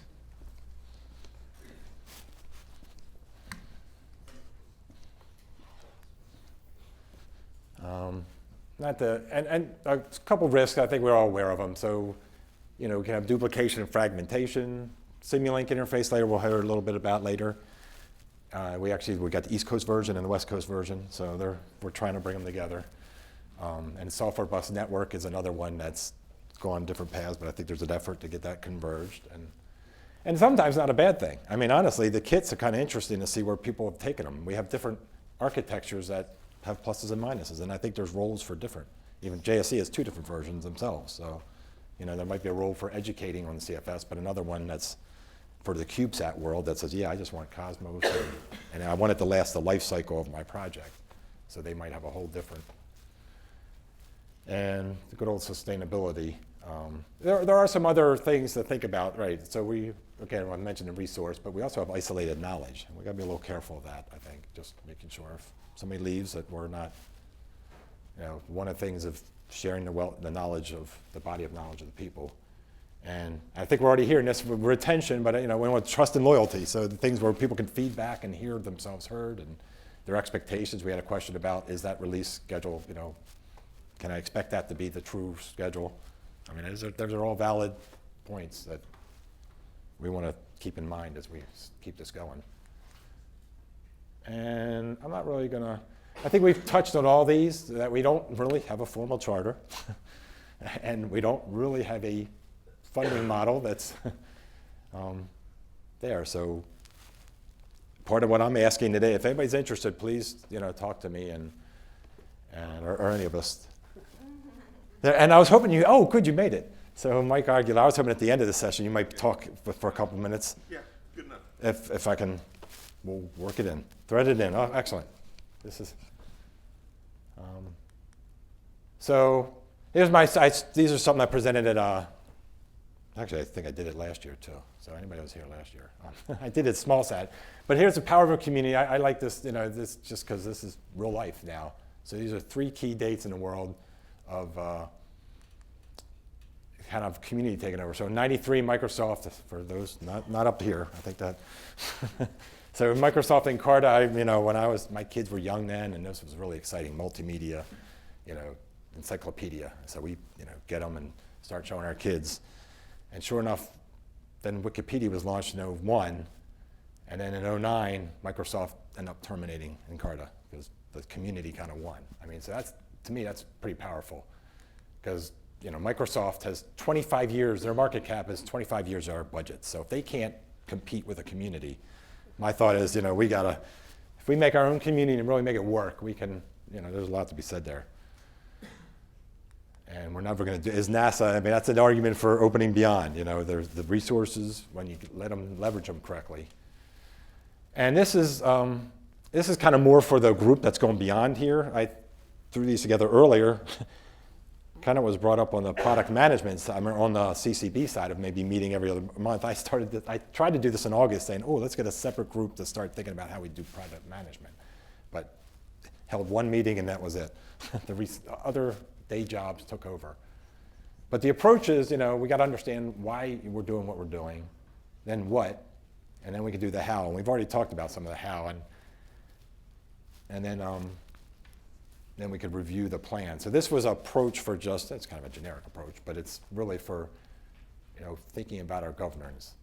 And, we really got to get to the root of why are we doing what we're doing. And if we're trying to be an open to everybody, and maybe there might be an inside or an external, the bi-monthly, there's different ways to skin this cat. And again, for here, I was just going to try to get the open, we're already having a good conversation. So the challenge of making a transition, where we want to go is, we got to have the same vision. We're government, but it's easy to me, though. This is the right conversation to have. Just what are the issues, and we'll worry about the how. We'll get to the hows, but if we can have the whys and the whats, then we can get there. And instead of saying, "Oh, we can never do that." So, and once we can align it, we'll figure out the infrastructure. So, the remainder of this session, and we're already kind of running over, but we had the right kind of conversation already. But I was going to try to get a little bit of the why. Throw out an idea or two, and then and get Mike up here to talk about some of the hows. I think he's already working to solve for us. So this is actually the same thing I threw up last year, and maybe it's not to me I'll just read it because I didn't want to paraphrase. It's advance the creation, the evolution, promotion, and support of a Class B flight software system. And that may not be everybody else's, that's what we started with, because that was back in the day at Goddard, that was what we were trying to solve. Now a CubeSat mission, or whether they care about 7150 compliance, may be totally different domain. So if we're opening to them, maybe we just have to have a mechanism to satisfy that end. And then I added open source community, and I actually stole some of this from Eclipse. So I said, well, they're kind of a plug-in model, and said, why not, so they put out their, so it's, so complementary products and capabilities and services, but I think that makes sense in us too, because we're still, we're talking about, do we want a model where we can plug in new platform support packages and make really clear, rules for how somebody can do that? We don't really have those rules right now. And the way it's happening is, the CCP, we add new ones, but now you got the problem of validating on the different platforms, and that's certainly not going to scale. I mean, we can't. The CCB certainly cannot keep adding platforms to their portfolio. So to me, it would be better, you got to have a way to tell people this is how you add it and this is how you certify it. And again, no constraints on complementary. So it's kind of making that community flip. So one idea is, just instead of the board collecting, keep intaking is, kind of what I just mentioned. And now they're an organization that provides the process and the tools for somebody else to distribute and integrate, but we just create a core thing. That's all we focus on. So here's again, so in this world, so there's the NASA CCB, and they would actually release just a scaled down product. And that might include 5 apps, the scheduler app, and we have whatever architectural apps, health and safety that everybody might want that relies on, and I'm calling them architectural apps because they have, people depend on their API to the app. So, and that could be something where that's all they control. They don't try to control all the other apps. So if they release the processes for adding apps, you could have distributors. And NASA itself could be a distributor. We could say, okay, yeah, we are going to distribute a product. But we scaled this back to where it's just, we're going to release 3 platforms. That's all we're going to release, we being NASA, and we'll release these set of architectural apps. The rest will be out somewhere in the community assets where a distributor can get to them and assemble a final product. And that way, other people could add apps. They could add platform support packages. Alan's going over some device models and plug-in model ideas later today. Then we could say, well, this is how you add a hardware device plug-in. But this group doesn't continually. Was there a? Oh, sorry. One thing that stands out to me with this that would be good is that you could control classification. Because with the NASA one, you could still maintain the proper pedigrees for what we do, but if community adds their own parts, CubeSats, for example, don't necessarily have to follow our Class A and B type standards. Right. And you could still have both, and they could still use the same, so that's an interesting idea. So the distributor could be a CubeSat distributor, and they just say, here, and we've even tuned it for you. That's Red- right. Red Yeah, Hat that's great. for It's still CS. based on all our core stuff, but they maybe did it faster, and it worked better in their world. And we maybe had some cursory involvement in it, but they didn't have to go through everything we do. Yet we can still maintain the stuff that's most important to us and make sure it follows our process. Right. So that's yeah. like I That's said, kind of just- behind it. Yeah, it's that just stood out to me. In addition to what he said, interesting, there's no feedback, explicit arrow back into NASA, which I think is something that would really benefit. right. I guess I had NASA trouble more. ticketing back, but again, this is Okay. a first drawing draft. No, sure. I'd also say implicitly, this is actually probably what's going on right now in a lot of ways, even though it's not formal by any stretch of the imagination, but people will take the NASA release and use it for their mission. So I think this is actually somewhat going on today anyway, in an informal manner. I think, and that's what I was. That's where I go to like the. But if somebody wanted to add a PSP, I guess I get to that, or a platform. What do they do with it, or how do they document it and make it available to come out of that cloud and be assembled? I mean, we don't. And I was hoping Joel. Apparently he couldn't come after from OAR. If Joel, Jarrell. He's on a plane. There. He's on a So plane right I was like, well, then maybe OAR could be a distributor, and then they could package our TEMS with, I don't know, you know. I don't know. But that's where you can leverage Git and leverage that community and leverage more of the community process and the fact that you maintain a CCD. Sorry. I like the idea of the feedback loop back Right, into right. NASA. Didn't as it miss that. goes. And then, yes, I think you can leverage from an open source consortium type community process that are out there. Most of those are out there. Even Eclipse, like you were using, has that. And so we in the open source community can help guide you Right. to use the proper infrastructures that are out there and the really the human engineering. Right. That's the hard. I mean, I that saw has it. to go on. And I liked where you said, okay, NASA's going to own CCB and govern, like what you're saying, the Class B and above, and maintain your processes, but let the rest of it stay out in the wild and contribute to CubeSat elements, commercial elements, Right. and the like. So Well. I doubt that's on. I don't think that's on. Yeah, no, it's hard. It kind of is, and So. All right, thanks. No, any other comments or thoughts? Oh, yeah.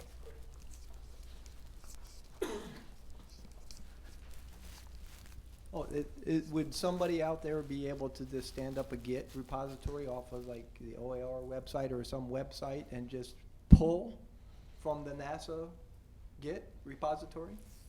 Because that's the biggest part, is we can't really host and manage those kind of things. We just need to. We have, unfortunately, vast experience going from other repository types, CDS and whatnot, to Git with our community product, RTEMS. So we'd be happy to help migrate there if There you go. possible. That's all right, but we got people streaming. So they Oh, can't hear us. I'm sorry. Yeah. All right, we'll sign him So- up. So, That's why I want to get it on recording. Yeah. We, and I'll speak this not from an OAR point of view, but from an RTEMS community point of view. We'd like to help provide all that infrastructure and that knowledge and help get CFS and CFE out into the wild, into Git. I think that's the best way to do so. However we can help, just leverage us, and we'll work during this week to figure that out, how we can help. That'd be great. So.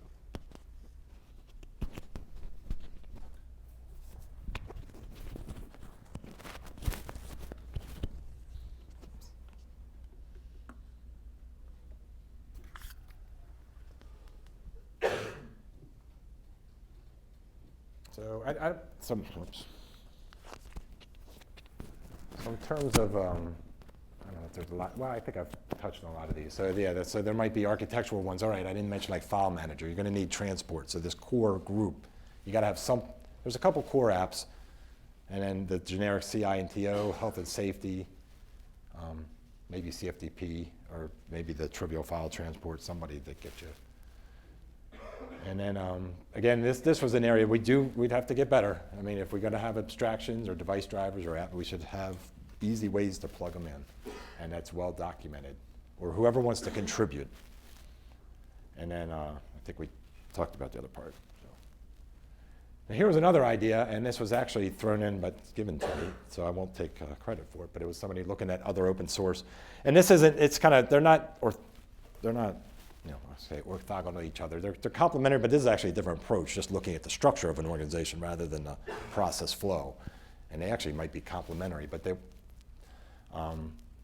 the idea was, you know, you got to standing up the whole organization. You got a board of directors, and the committees sitting off the side were things like, oh, I got marketing, we got legal, and we got all these other things going on, which, again, this takes resources. But this just thinks about the problem from a different direction. Then you got a technical steering committee who's going to be guiding the product, and our CCB is kind of playing two roles right now. They're kind of doing that and doing what I consider CCB work down here. And then user committees would be, you know, so the user committee, and that's already been discussed some, so they could get feedback into the product. And what these groups are, the different, I mean, this again was just one skinning of it, but it's almost aligned with the other, even though they came from two different sources, with the other diagram, you know, where this group would be chartered with being a project, and then they would have their own CCB that they control because they're controlling that part of the product. And then the technical steering committee would be keeping all these groups going in the right direction. And then it's kind of interesting because this was another group, this was Vantage Systems that came up with, looked at this, and they looked across a couple open source organizations when they looked at this. And I had drawn up the other picture, but then we both, you know, had the distribution groups kind of as a way possibly to do this. So it's not much different, just looking at it more from a structural, and I have no idea, you know, again, this would need a funding model. You'd need some way to get this off the ground, or whether it's the same funding model we use and get the board of directors working. I don't know. So not to belabor too late, because I want to give Mike a little time before we run out of time. So I think we've, unless there's other issues that have come up, I think we've had some great discussions on the kind of things we need to work with. So this is kind of more words, and these slides I can make available about the board of director roles, the technical steering, would be the cross-cutting issues, and I don't want to go, actually, where are we on time? I think it might be worth a 5-minute break after Mike, just so we, yeah, we're doing pretty good. So let me, so yeah, some of the concepts here are probably worth, so the group would be a self-governing group, and in our world, it's almost, I'd almost think of it as a hub and spoke, because we're not necessarily hierarchical like that, the way we're operating. But so those would be their own managers and projects. And now whether those could be joint government and private or commercial, you know, virtual teams, that would take some thought. But they would, you know, those teams below would, you know, work with the board above, the two boards that would lead them. And then they'd led by, you know, a lead that would lead the team. So the other model that we talked about, I mean, it's kind of the same, in a sense it's the same thing, but we were distributing, in a sense, we were distributing the group, saying, you know, NASA's going to control this isolated or smaller subset, and then other people could pick up whatever points they wanted, and they'd plug them back into the product. So it's just kind of two different ways of distributed versus more, this is more centralized control. And I don't know if there's, I want to get too down this idea. Oh, that was an old slide. Yes, legal. So we're almost ready for Mike. So yeah, I'll give Mike some time. So Mike is from the NASA Engineering Safety Commission. I got all the acronym right. So he's, like I said, he helped fund that initial CCB 2 years ago. So the group, so that we're very appreciative of that. And he's facilitated a lot of things. He's been working behind the scenes at headquarters, looking at some of the issues we've talked about already, and really seeing how he can help out from a policy point of view. I don't think so. So why don't I switch here? Negative.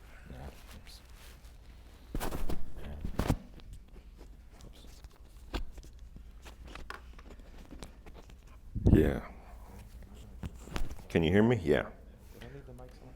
Was somebody in the mic? Did I? Oh, that's fine. That's fine. I just want to know where it's. Good enough.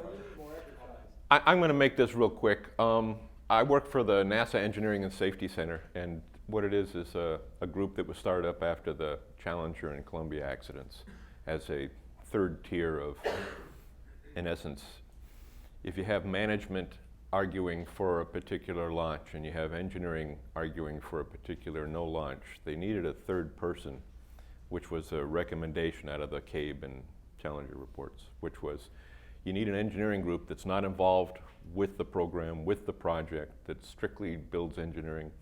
And I'm the entire software department. What we do is, no, it works.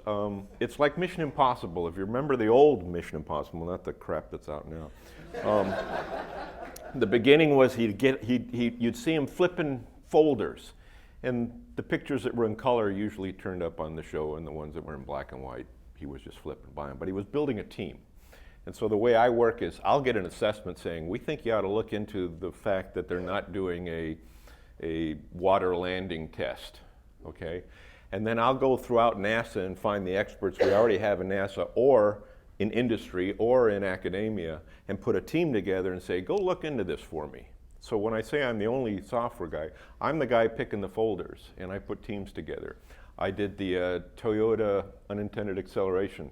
That was my team. So that's the kind of work we do, but I'm also the NASA Fellow for Software, which means I am promoting the capabilities of NASA and making sure they continue.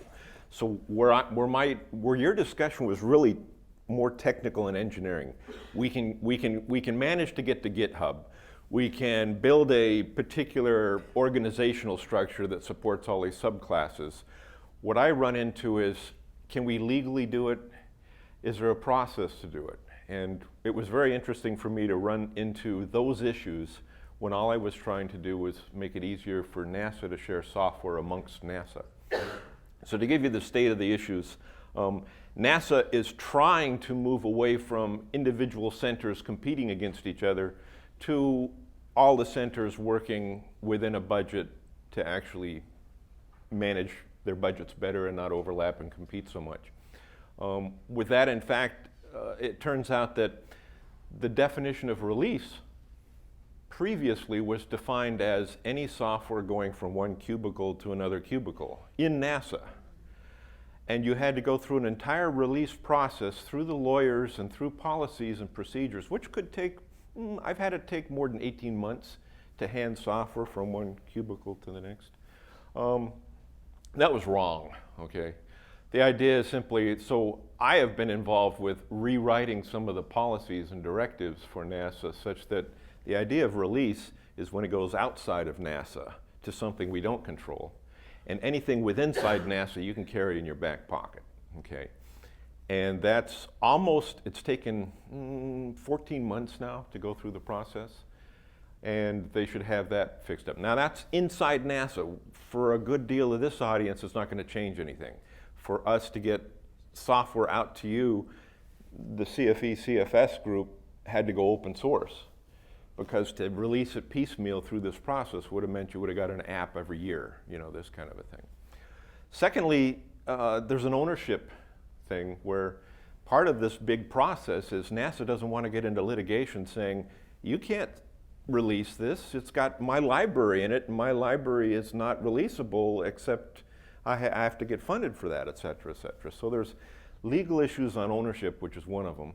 There's legal issues that deal with international security issues too that they have to deal with. And it's a mess. So you guys don't want to get involved with that. That's my job, okay? The other side is a lot of you talked about getting things back into CFS. And it's real interesting. NASA right now has no policy or procedure of accepting somebody else's code back into NASA, okay? We can buy board support packages. We can buy those things because they come with a licensing agreement. But for some group that worked with CFE, CFS, and has some apps that we would really like to have back in NASA, I have not found a process or procedure to get that in, because somehow we have to legally get the owner of that software to define that they have to legitimately own the software, which is their problem, and then they have to give up the ownership to NASA.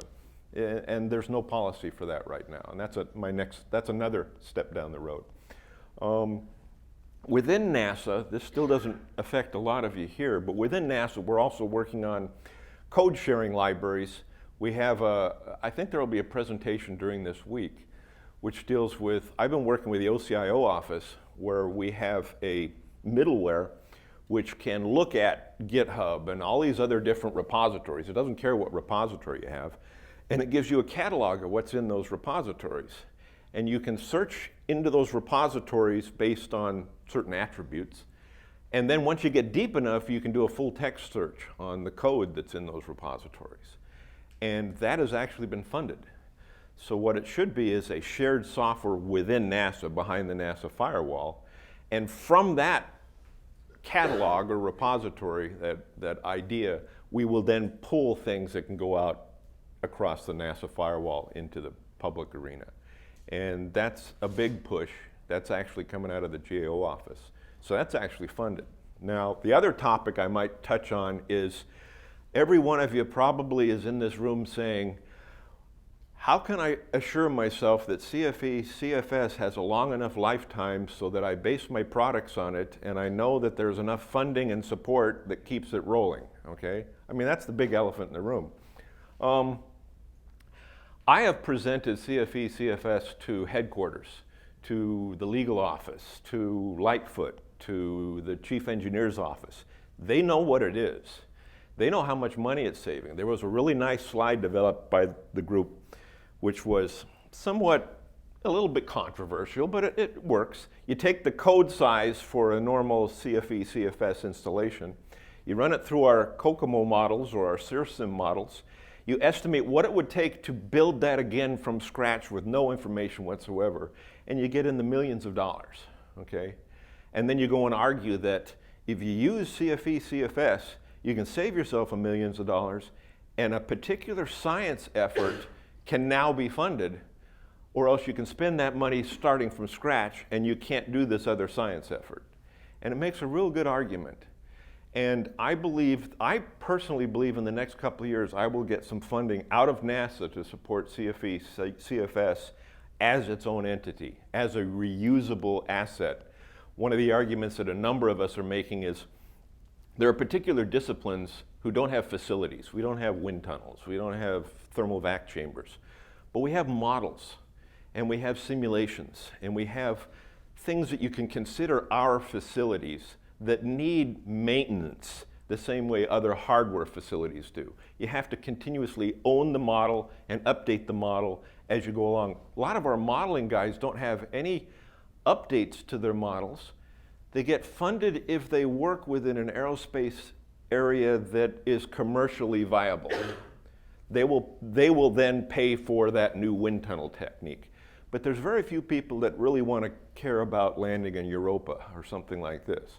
And we need those models. And so we're arguing that the software and modeling software, Simulink, those kind of things, are our facilities. And we need facility money to support those facilities. And I think that's going to come across. Can I interrupt over here? So Yeah. what could we provide to you to help? Would it be helpful that you get metrics from us to say, No, we've used this I've across this many missions? I've sold them.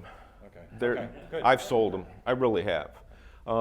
I have been told to continue to support you guys. What I mentioned, one of the things is we don't have any money for this meeting, right?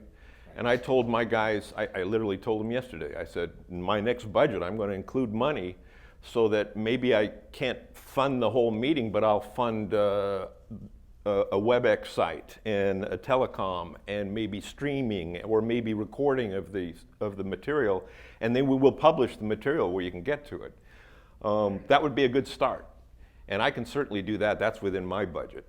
But in the future, I think we have to have a group that's in NASA that deals with reusable software, because it's not just CFS, that are assets and resources that brings down the cost of doing these science projects.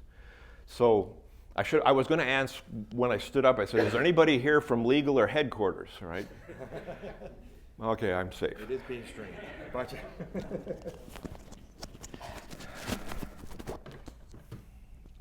All right, well, thanks. I'm thinking maybe a 10-minute, oh, I'm sorry. That's gonna. I actually don't know who best to address this question to, but so the mission statement that was kind of discussed earlier was Class B software, but there was some mention of some Class A improvements that have been made to the software. Kind of what's the direction that NASA is taking that in terms of usage for Class A? It's actually very big. CFE, CFS, and I already got her in trouble numerous times. It's Class A. It's going on the backup flight processor for the Orion spacecraft. And Lori. Patel? Prokop. I get it always wrong. She found funding to do the work to go and make Class A. And it was quite interesting because there is no real written down certification as what Class A is coming from Class B. I mean, you do it right, and you call it Class A. But to go from Class B to Class A was a real interesting experiment, and she's the first example of it. And now I was going to talk to you later before I got you on the hot seat. Do you want to talk to it? I do. Okay. Well, you hold on. You can stay in the hot seat. Okay. You can. Well, so I was going to beg to differ with your goal on that, because I was going to say I don't think the goal is to have Class B software. Okay. I think No, my goal, Okay. my funding source, as a matter of fact, comes with the Stipulation. the stipulation that we are going to have and maintain a set of Class A software that is available for not only this Orion, but the next generation spacecraft, which may be a HAB or whatever we do next. So that's kind of my, at Johnson, that's our big concern is so my flavor is that whatever we do, we need to maintain the Class A tests, we need to maintain the pedigree. Fine if we put it out there for open source and Git and people don't do Class A, but Yes. if you do it, it's there. So I Agreed. would like to continue to maintain that as best we can, in future releases. And what I say is you can't certify a bunch of code on its own. You have to have a mission and a flight. But what we can do is provide the test artifacts and all the artifacts, the ability to generate the artifacts that you need to do Class A, and that's what we're doing, and we're trying to add to the product line and keep it there. No, that's great. No, that's why I put it up there. I mean, in the slide before, I think said if we don't have the same vision, we got to figure out what it is. And so. Well, at one point, I mentioned to the fact that I wanted to help maintain for the funding that I get from the AES. I was like, we want to do an agency asset for reuse. And they went, well, we can go for that, but as long as you say it's an agency asset for Class A reuse, then that's what we'll be. So I'm like, all right, that's what I'm going to say. So that's. But then I guess it does. So when the board releases, well, I shouldn't say, but when somebody releases a product within the NASA, then they're running tests that do Class B level certification. Well, I think those are the assets that we own. That we own, that right. core set of architectural assets should be Class A. And there may be other applications that are Class A, but not necessarily they may be specific to Orion or something else. So we don't need to maintain that. And then the user community can make whatever class they want. We're not going to pull them back in and put them on a Class A vehicle, but it might be great for a UAV or a CubeSat or something like that. So I think the Class A, because it's a lot of work to maintain all those artifacts, is going to be a limited set of everything that's available. But would that be, so would you check that out of the library, or would you always just kind of maintain your own? Would Johnson take a delivery from the CFS for Class A as a starting point? That's in fact what we're doing for Orion. Okay. So, Orion is taking the code from SourceForge, if you will, because we told them that we folded the Class A work into it. Okay. Good. And so we don't want a separate path, in other words. And so I think, but I would say Johnson has sort of taken it as their burden, if you will, but hope to try and maintain all that stuff. But we would really like to instill kind of a discipline in the CCB and the community that I'll let you have that. I'll do that. that if you do develop a new, if you do change, say, an OSELF, or there's going to be a change somewhere, that when you make that change, you maintain the tests. Let's say at one point we had 100% branch level, all 100% code coverage, right? Well, in order to maintain the Class A, you need to maintain that. So if there's a change in the code, we want to instill the discipline.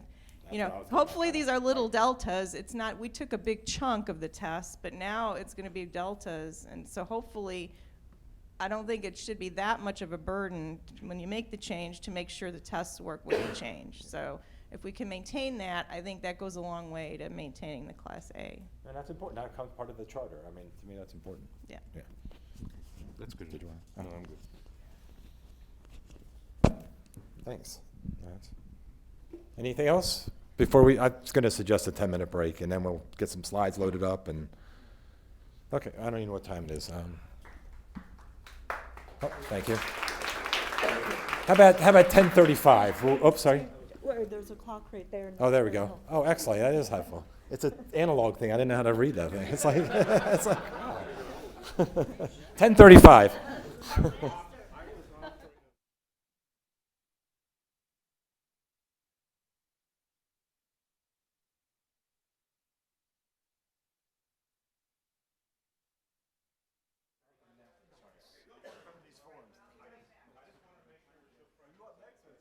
No, I'm not, but I was going to transfer. You going to transfer your stuff?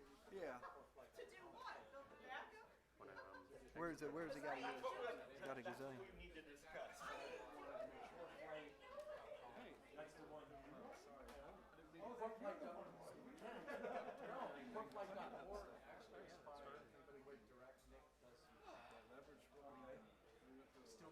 So that's okay.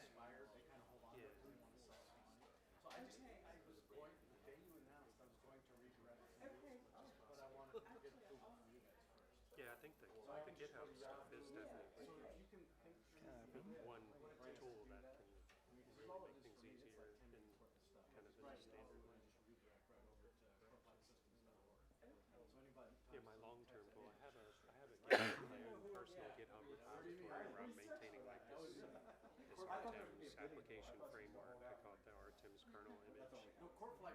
And then, you know, it'd be nice to have all the CFS stuff there. One of the things I want to offer And then I know the RTEMS is the mirrored on NESC GitHub, does these or you can just get it little from the 1-hour RTEMS Git. presentations that we And it'd then be nice to put just on have our like site, a and you can watch them. repository They're that's part, you know, there's submodule Gene and C everything. stuff and whatever. Because my goal, and We we're should starting take to work a on bunch of it, the core flight software a stuff USAT and make 1-hour presentations on them. I can have my guys record you my goal guys. is to have Oh yeah, do something like how do you do Yeah, one of the services? How does exactly. this app work? That would allow us to get it in there, and we can get that out at least within NASA. I don't know how far we can get it outside of that. Depends where we hook it up. Well, the Are thing. you okay? and all open Oh no, I'm source. mostly You know, like covered. I anybody got a that has, like, little. an I had 9 weeks after the last travel out here. I was sick for 9 weeks. Oh no, yeah, I'm Okay. I'm not so I copied it on there, and I have the form for it. Okay, so the next presentation is gonna be the phone presentation? Your presentation. Well, it's mine that has, there's a bunch of them in there. Let me grab this over here. Oh, I yeah. copied the Okay. set, and so we should direct you to sign up on the website too. We'll have to make sure Joe in there. Okay, we'll just break, let him do his thing, and then Okay, so work around that time.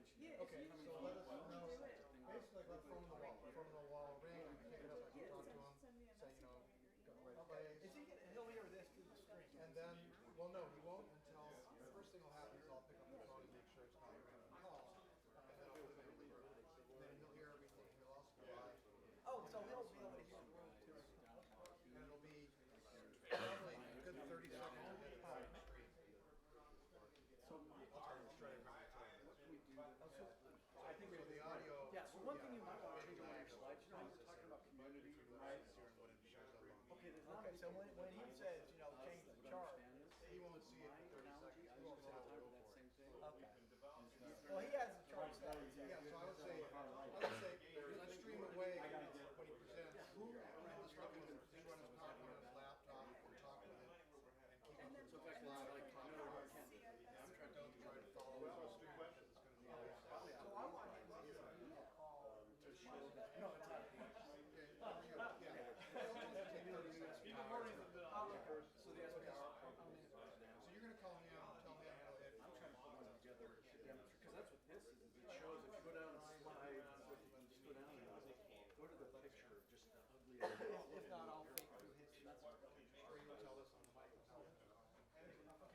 So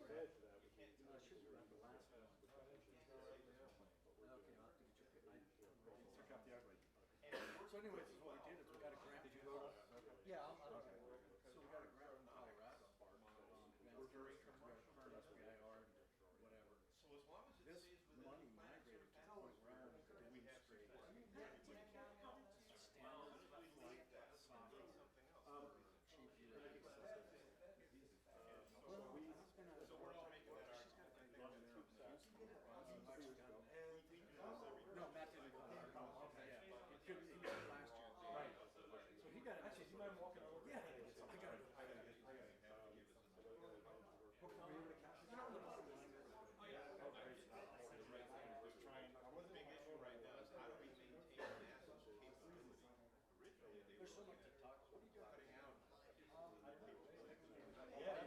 Audio check for phone line. 1, 2.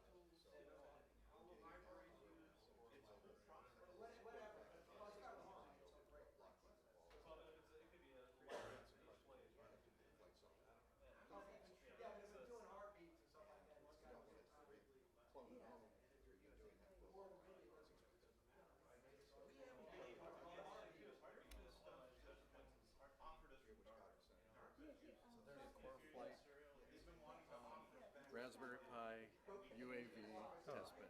Very cool. That's awesome. We got actually State of Colorado to help us fund that thing. That's great. I have two test biggies that don't have to do this. One of the things that the world is looking at is NASA. Okay. Just Yes. Yes. the whole autonomous expertise that doesn't have the data to train on for particular failure modes. So if I can release the failure modes now, for failure modes that kept on the space station all the time, as raw telemetry, then they could analyze that and train on it. Right now they're taking the data and then they're at TRL level 3. But if they use real data, they'd be at TRL level 6. So that's one thing I'm finding. We've never done that before. And the other one is getting the information back in. So I still have another. I'm this middleman. I don't write the code, not anymore.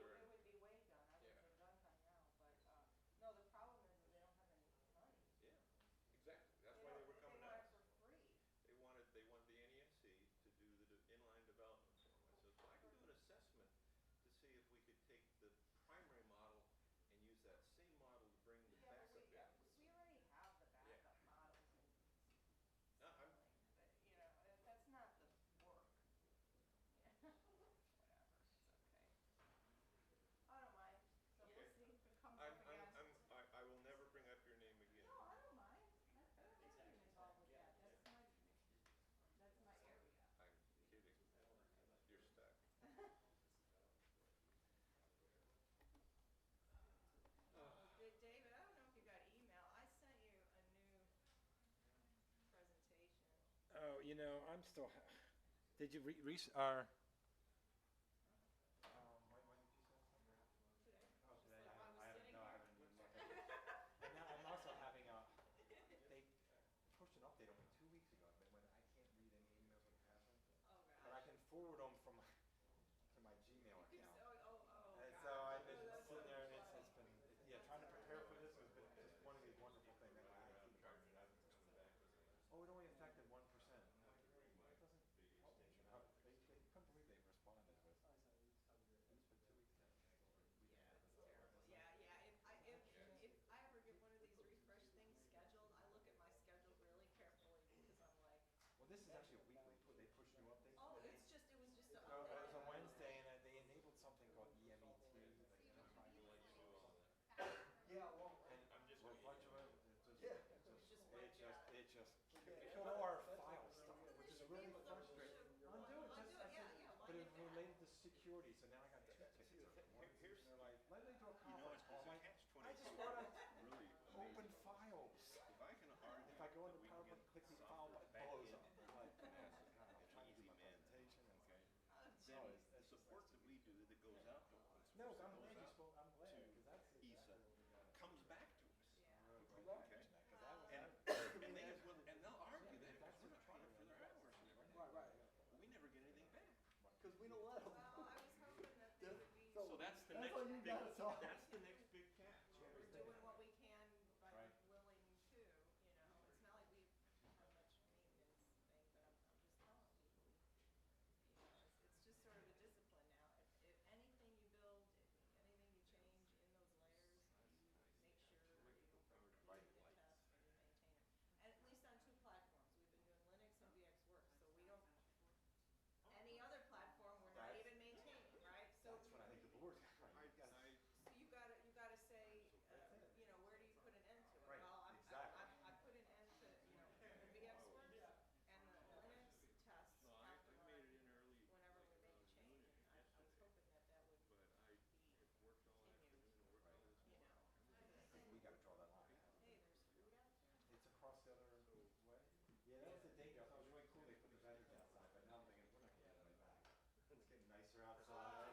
The vendors are outside. So you can get a granola bar from the vendor on? Well, it's on the other side of the vendor, so you walk past. Oh, no, not from the vendor. Dave was talking about like The OAR. food's, you go past. But the food is just goes straight across to the other side. Oh, I gotta have a bagel. So you're right, you're not gonna get people. No, I was thinking, should have kept to the. Not if somebody walked by me with a bagel. Yeah, that's what I was looking at. Somebody went by Yeah, that's it. with We just banana. blew the whole day. I was like, You wanna go find the Should've- bagel? kept to the no break schedule. Like, oh my God. We got techie things and food. That's it. We're all lost. We even lost Jonathan. Just see the ones and stuff. All right, I think I finished enough. Oh, we'll be fine. I think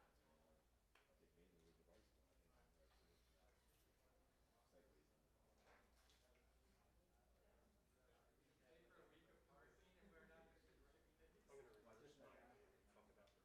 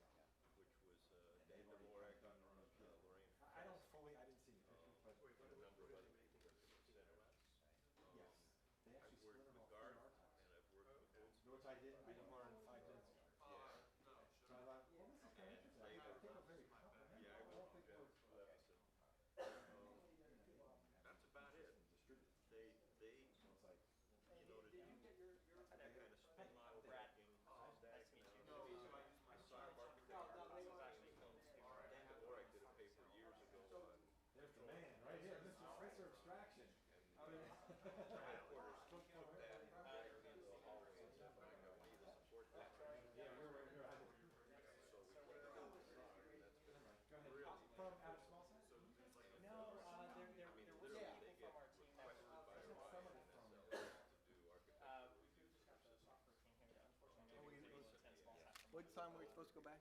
1 minute? So this is a directory.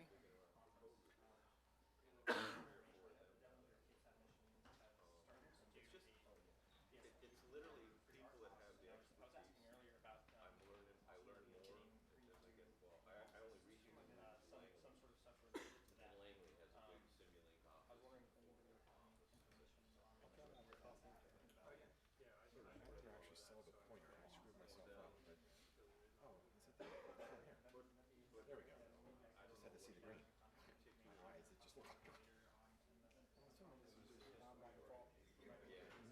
No, I mean I turned it on. There's a little switch. Yeah.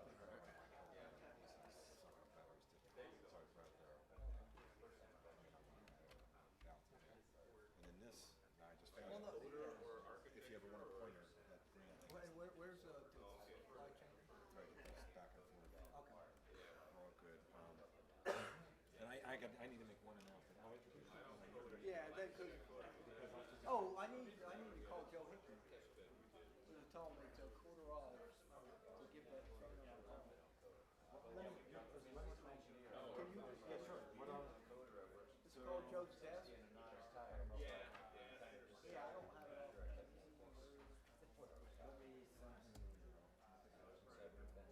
Yeah, tell him to give that number a call at in 10 minutes. Stuff coming that direction.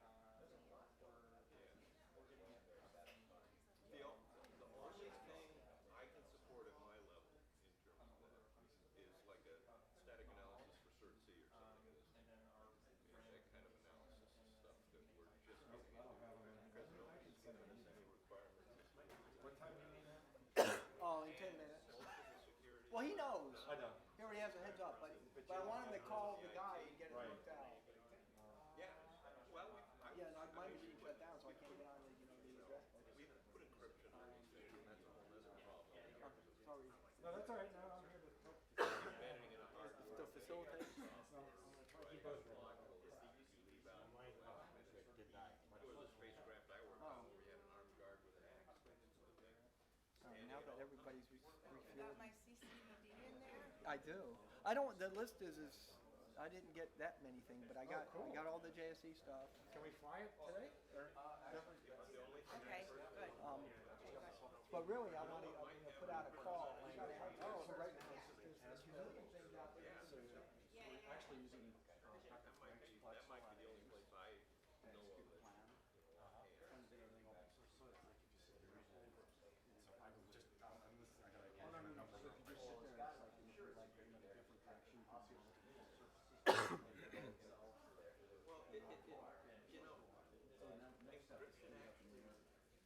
All right. Wait a minute, did that just change? Yeah, I think it was off. But we're kind of screwed now. That's all right. As far as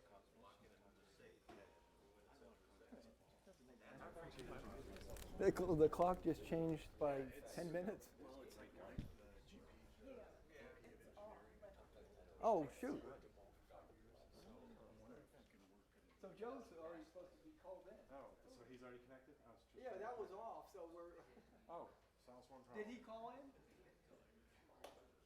All right, well, I might just have to. All right, we're back on. So next up is Jonathan Wilmot, who's going to be doing the standards and build tools. And I do have one quick announcement, although it's to the presenters. So if any presenters today, I know we're kind of doing, but we do have to sign a release form I don't know if you do. You don't have any charts, so I think you're safe. So, but it's more of a reminder to this team and Steve and anybody else, Charles, you'll have to find someone. We have to sign a release form because we're being, okay, thanks. All right. Oh, yeah, the important stuff. The food, if you go outside and then go past the vendors and back up the other stairs, there's some snacks and things like that. But please come back. Okay. So I guess now we're time just changed by 10 minutes, so we've moved forward. So Joe Hickey's supposed to be calling in now, but I'm not sure we got the right information to him in time. So I'm going to talk about standards and build tools, and this sort of just a general topic. So from the workshop from last year, we had a couple of things excuse me, that we were working as technology next generation technology. So one of them was increasing the message space, software bus network, multi-core, modeling, real-time Linux, partitioning, electronic data sheets, OSAL and PSP layering, and checkpoint restart, and the CMake build environment. So the things that are starred are actually made good progress on. I do know that JSC has some checkpoint restart code. I'm not sure where that stands, but they've done.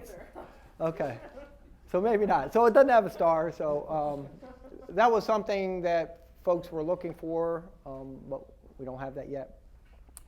So you'll hear a little bit about all these things today, where we stand and where we're going. First thing on my list was this tools inventory. This I put together early this morning from a bunch of emails that folks sending. I was waiting the last minute to try to get them in there. So there's going to be a couple holes in here. So we have performance monitoring tools. The idea, and I think this also exists for apps and other things, about what is the tool, what's its description, and who's the point of contact for, just so you know it's out there. It doesn't necessarily mean it's open source, but you can probably get it through some user agreement. Most of them are open source, just haven't been published or completely gone through the process. There's 2 performance tools out there. This is the JSC Java version that I'm looking at. Kevin McClooney is the contact. There's a command and data dictionary viewer, which goes with the CFS Command and Data Dictionary tool that JSC has. It uses XML formats to define the packets and lots of other ancillary or metadata. It's even like PIN numbers and all kinds of stuff that go into spreadsheets. The idea there is that at some point, I think they're maybe already there, is to pull in the EDS and actually use that as the source code to be able to populate these data sheets that then, is built into the tools to generate the ground system databases and all kinds of other artifacts for the system. Sure. To the group. I'm curious, has Performance Monitor, have a lot of people used that? Are people familiar? See some oh, good. I mean, okay. Just curious of the number of people that are, since it's delivered and used, but it's a very effective tool.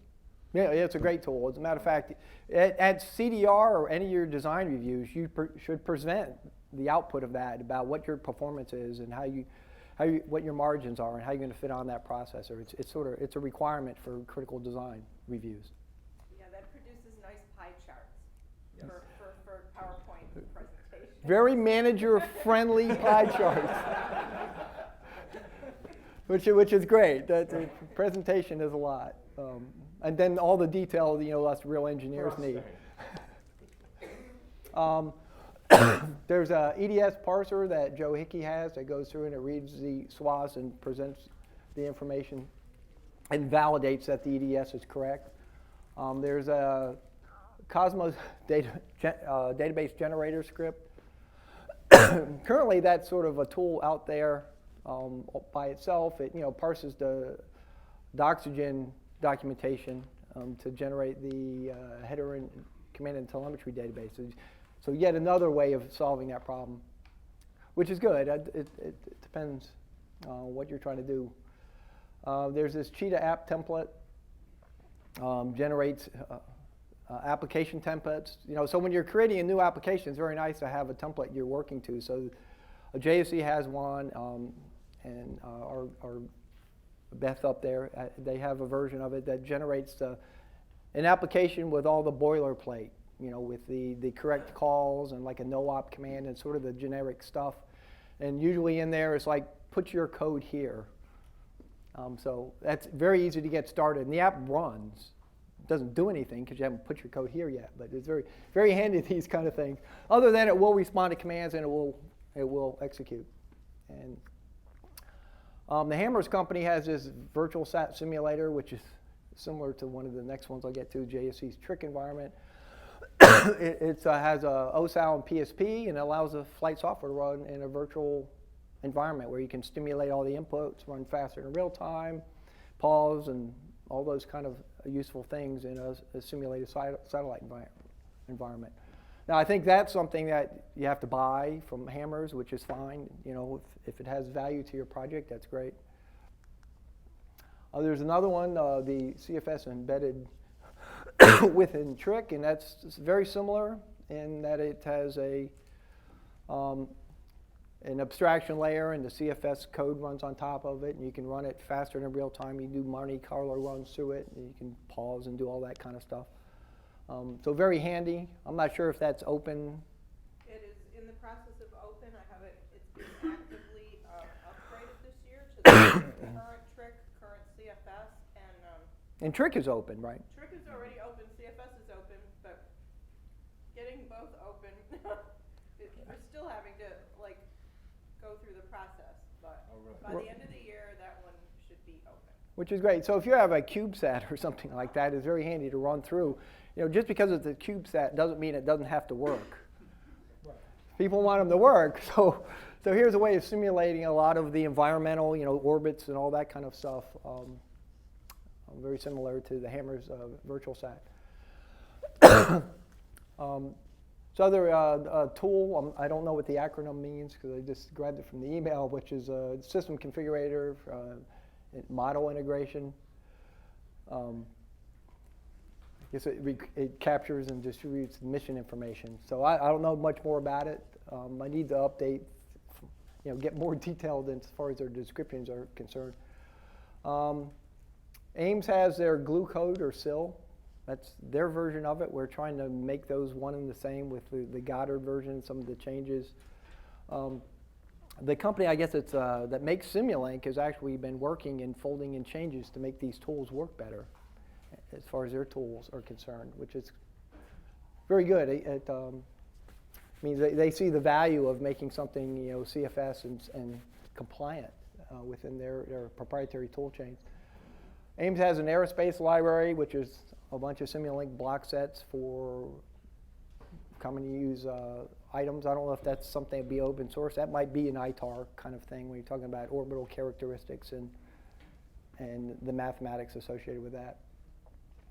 There's a tool that builds the RTS and ATS tables. This is an area that's probably lacking. Like Goddard missions are always, they come up with their own versions, and they're like either associated with the ITOS ground system or the ASSIST ground system. So we'd really like to push to have some more open source versions of how do you manage tables, how do you create tables and tools in that area. So here's one that does the relative time sequence and absolute time sequences. And there's a contact for that.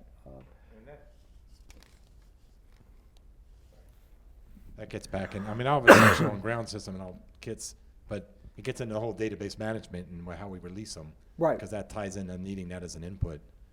So that's another problem I guess we got to solve. So if we have Cosmos open for everybody, but we probably we must have a dozen versions of the Cosmos database probably floating out there. And whether we merge on one and then somebody can build it. Or the EDS might be the solution. And I'll get to that Okay. in a little bit. There's some work in that area as well. And there's another table that we use all the time. It's just the schedule itself. What rates the apps run, what's the relationship to their schedule. And here's a tool that does that Lorraine and those folks created. That is actually integrated in with the CCDD tool as one. Okay. So that's not a separate thing. Might be nice if it was, but it's lightweight.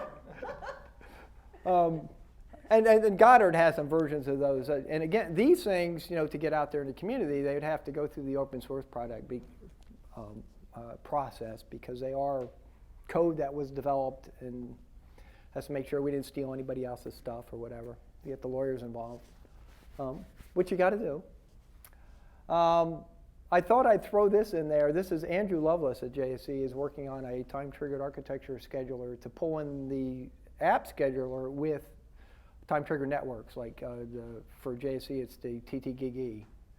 But it could be any of those time-triggered. There's time-triggered SpaceWire as well. So pulling those kind of things together so that the I/O I/O at the network layer is tied into your schedule so that the system is completely deterministic, which is very useful for Class A cert. So if you want to help with that, get in touch with Andrew. And there's excuse me, Red Canyon has a version of an Eclipse CFS IDE. I didn't have much more information on it than that, but that's how they do their development. So it's point and click way modern engineers that like to get away from the command line.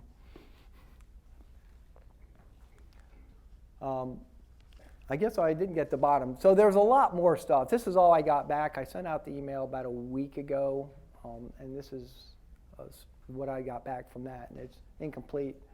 Hammer's company has a bunch more stuff, but they have to go through their legal to be able to release it. The idea is that these tables will go on the open source website that hopefully Dave will have a link to, or somebody will have a link to, that went live last week. We'll put all this kind of stuff out there so people know that it exists, and here's who you contact if you want more information or want to know how you can collaborate. So if you have any more stuff out there, just send me an email and I'll add it to this list, and we'll keep the website updated. Or if there's anything you want to mention now, if there's something out there that somebody wants to mention. Yeah, but it won't be captured because I won't remember it, so you have to send me an email. Okay. No, so now we're going to go into this next thing. We presented this last year, but it's matured considerably since then. So the namespace for CFS. There's currently an issue with that when you try to scale.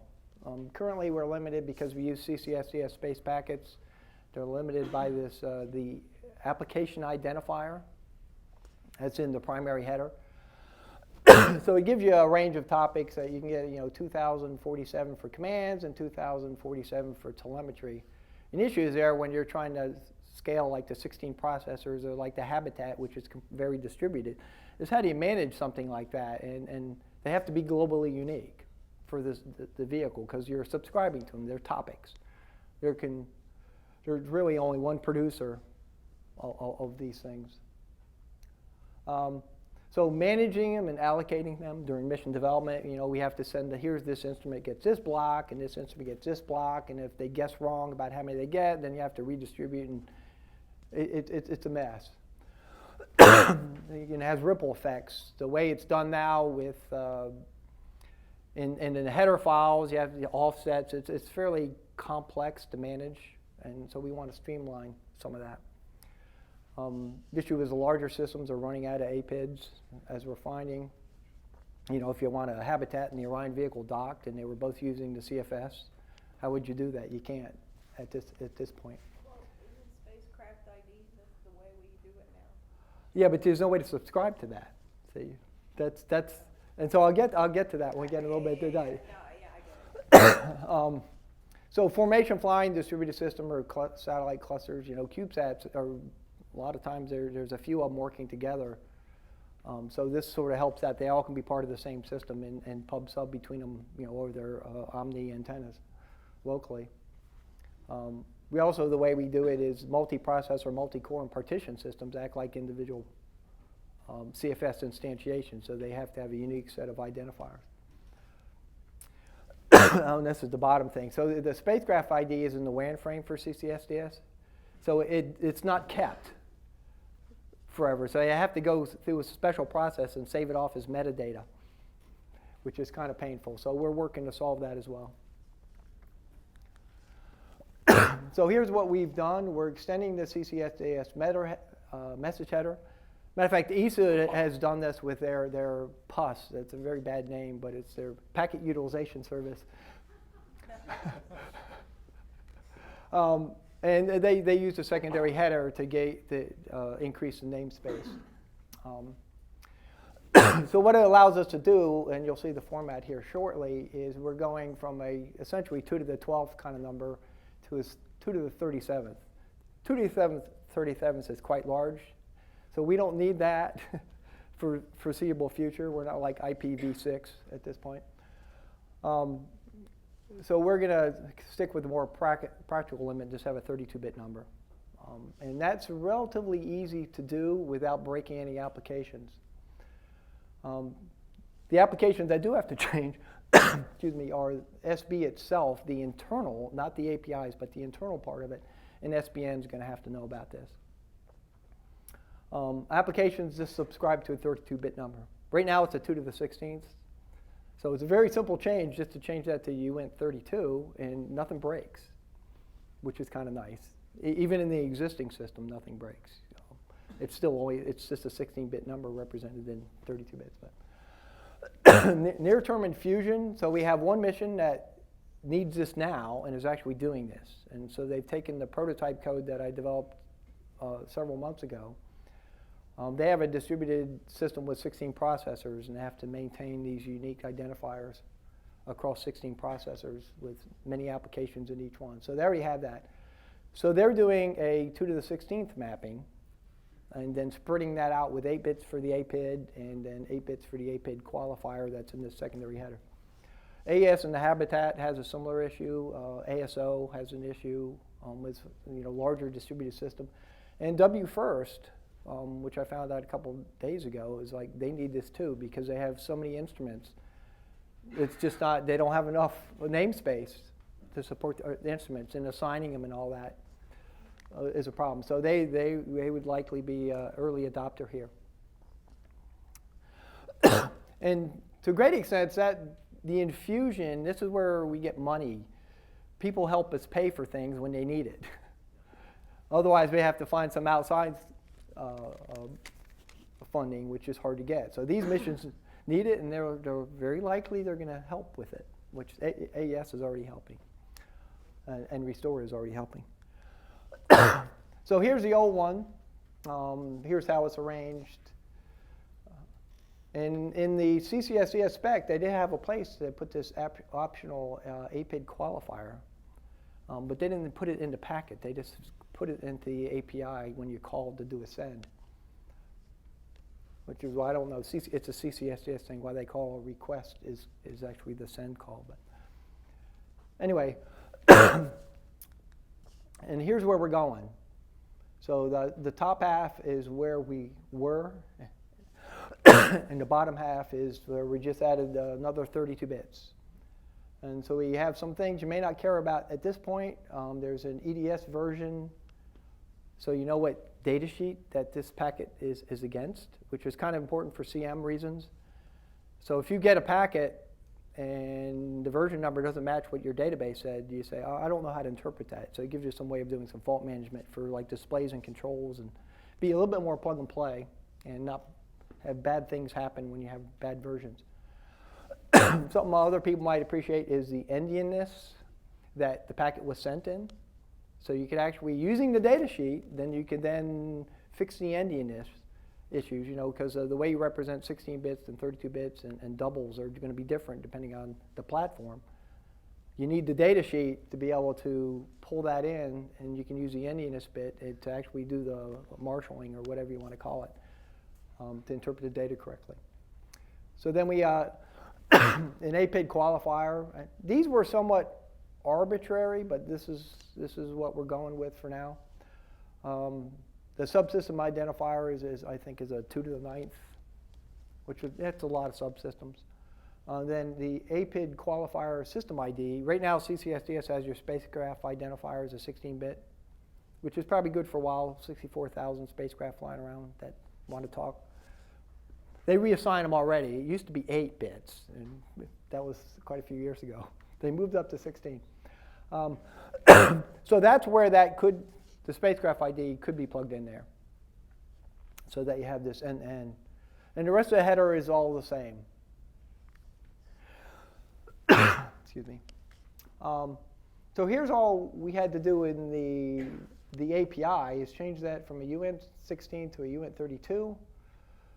And the full change requires some they're fairly minor changes in SB. And it's fairly, other than that one change above, it's transparent. It's a transparent API call. You just really recompile, and the old system still works, just by doing that one change.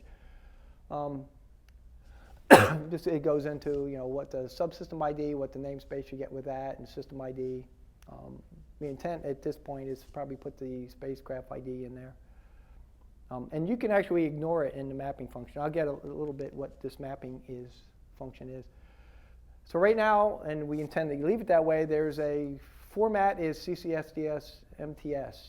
And you set that in the CFS mission config.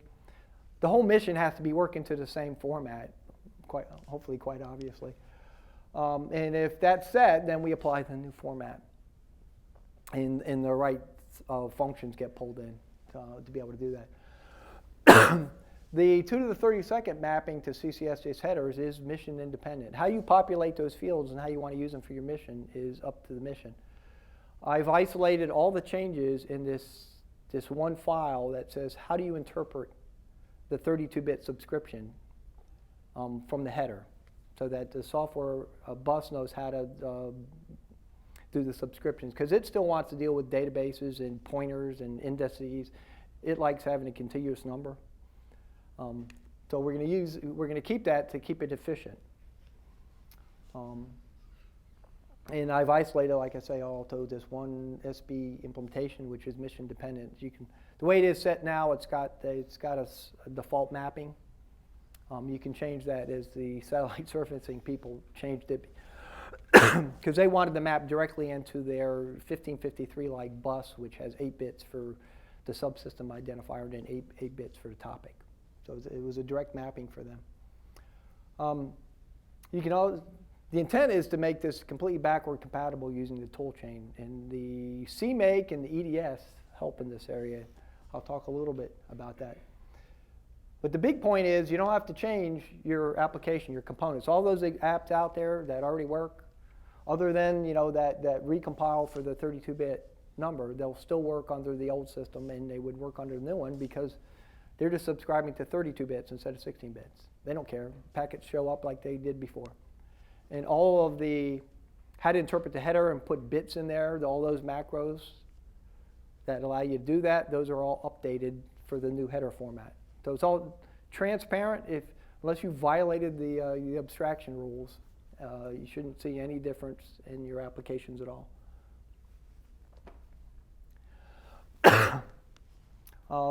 Building development tools. This is where I was hoping Joe Hickey would come in. One question for that one. Oh, sure. Has anybody evaluated, and I'm asking from internal, the build test impacts? Oh, it's going to, the question is more, have we even... right, there will obviously be some impacts on... I'm just wondering how substantial that'll be. Yes, SB is going to have updated build tests. Well, we'll need another database parallel. This will be our first challenge to have, we'll have to maintain a historical build once we make this break. They're all good points. Once you start using the EDS for this stuff, the databases and those things are derived from that, so that should fall out, but all those tools need to be worked and developed. So nothing's for free. But the idea is, since we have missions looking at it, that the missions will actually, mature the tools. And at least to our extent, they'll have to be Class B, and hopefully JSC can take them the rest of the way. We'll try to maintain the full path coverage, like we said, which we want anyway, Yeah, it should be Yeah, if just whatever changes are in the CFE layer, I would just say try and maintain the unit test so that there's the full coverage still. Right, and all the documentation and all the other artifacts, the code walkthroughs, and maybe not so much. I think the important thing is just the tests themselves. I don't think there is much more available public, right? Yeah, the unit test, and I think Charles Ogby is going to talk about the unit, unit test, because that's everybody's using that same platform now. Yeah, but it's a good point. When you introduce changes like this, it's like they do cost money to mature and get up to the Class B level, and so that's why we need projects that have funding to be able to do this, or some independent money man. He's getting us money as we speak. So I'm going to skip Joe's for the minute and go in. John, is he on? I just called in when I saw you got to my section. Oh, great. This is perfect. And we can hear you. Good. So Good, we're on excellent. your first slide. Just Yep, tell me when you tell me I'm when you looking want at it on the YouTube, so we should be good to go. Okay, there's a 30-second delay to edit anything bad I say. All right. All right, so go ahead and talk to the first. Okay, so yeah, we when we started using CFS and thinking about this concept going forward of having lots of different apps from lots of different places, and perhaps this community really growing and with a lot more things available. Looking at the Makefile system, we came to the conclusion that we're going to have a few issues to work through. And I outlined a couple of them here. And I think first and foremost, it's the two-part design of the Makefile. If you look at the classic Makefile system, there's what I refer to as an outer part, which is the Makefile that you actually execute that lives in the build directory. And that refers to an inner part that actually comes with the CFS application source code. And the problem there is that these two don't move together, right? So they come from different places. The outer part is generally part of your build, your deployment script, but the inner part comes with the application. Unfortunately, there's not a clear line of demarcation between the two. The two parts are actually fairly tightly coupled, where the outer part sets up a number of variables that the inner part uses, and there's kind of some back and forth there. So unfortunately, it doesn't really allow one to change entirely independently of the other. So we can go on to the next slide.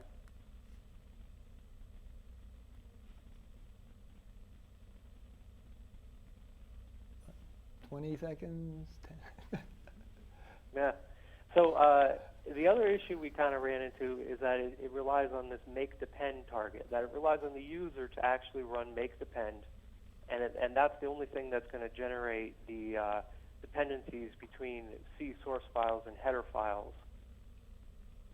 Also, the make depend is going to be difficult to extend to other types of dependent files without an explicit rule. So for instance, when you get into the electronic data sheets type of setup where the header file is actually dependent on an XML file, and there's quite a few of those, and you're not going to want to have to spell those all out manually in a make file. You want those to actually be generated. The other issue we ran into with make depend and having to call that explicitly is that it can get out of date. As you change your source files, you might include other header files, and those other header files you might get a new version that includes some other header file. So really, they have to be updated with every build, but relying on that explicit make depend target, it doesn't always stay up to date. So that was another problem that we ran into. Third issue, and I just touched on this, is not readily extensible. So as I mentioned, having other types of dependencies, they're all going to have to be explicitly laid out in the make file and manually maintained. Also, by having this outer build tree, if you say want to go to a second CPU or a third CPU, it requires cloning all the files in the outer tree. So you end up with a situation where the total number of files that are part of your make system is going to grow exponentially as you add another application, as you add another CPU. It's really a multiplier effect. And the same with a configuration. Like, so if I wanted to build the code for a full flight avionics simulator that has the correct processor and all the external components, then that would be one build. But if I had an alternative simulation, maybe a software simulation that utilized a different processor and a different environment, I would have to also clone my entire build tree and make those updates and have it build for the other processor. There's no way to have one set of make files and have it build for multiple different environments, at least not easily.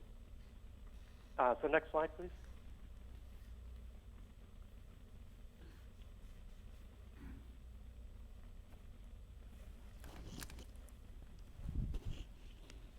Okay. So the solution is to use more of think of it as a meta makefile. CMake is a tool that's been out there for quite some time, and it's fairly mature. A lot of scientific projects actually use it. I run into it all the time with math libraries and machine learning libraries and that type of thing. So it's fairly commonly used in those environments. What it really does is it's a tool to generate your makefiles. So instead of writing GNU makefiles from scratch by hand, this tool, given a set of more generic recipes, will actually generate the makefiles for you and keep everything in sync. It allows for a clearer differentiation of the information rules. What I'm calling is information rules. There's kind of three of them in play, where you have how to build a specific application. You know, the source files that go into it and the binary file that comes out of it. So it's fairly generic in that regard. It's just a bunch of C files that are going to get turned into a .o file or .so file that'll be loadable. Then you have information that defines how to tune your build for a particular board or a particular architecture. So that's board specific, and it logically is kind of part of the PSP. So if you change to a different platform, though that information would change, but everything else can stay the same. And likewise, you have what I refer to as the mission-specific information, which is a collection of applications. You know, which applications I'm actually going to deploy on my target system, and the table definitions that go along with that. So any apps that have a table that would need to be customized for your application, that's all part of your mission-specific set. Now, the idea here is we want to be able to specify all of these independently so they don't step on each other, for one. So you can mix and match different pieces from different places and have the system still work. And we also want to make sure that they're reusable. The idea being is if I have a set of cross-compiler and tuning flags for a particular board, say if I'm building a BeagleBone Black or some other embedded processor, there's a cross-compiler you can use and a set of compiler flags that you can use, and it doesn't matter what applications you're building. You shouldn't have to redefine that. So the idea is that can live with the PSP and be reused. And the same with the application recipes, is that it's a collection of source files producing a loadable object. We should be able to reuse those application recipes as much as possible. The mission-specific stuff is going to be more closely tied to the mission. That's less likely to be reusable. So with these three sources of information, you run your CMake generator tool, and it produces a set of makefiles. And built into those makefiles is all the dependencies that are imaginable. I mean, it links all the C files to the header files.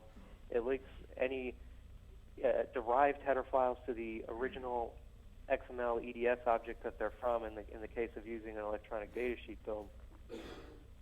And all the application recipes, even if you're building it from multiple CPUs, the same application recipe is used. There's just one recipe to build that application. It's just reused. And likewise, if you're using different PSPs on different CPUs, the application builds will be automatically tuned to the using the compiler flags, the correct cross-compiler, the correct cross-compiler flags as specified in the PSP. So it really consolidates the information that everything comes from one source, at least in these three information categories, and you shouldn't have to edit anything except your very mission-specific part. So we can next slide. You can go on.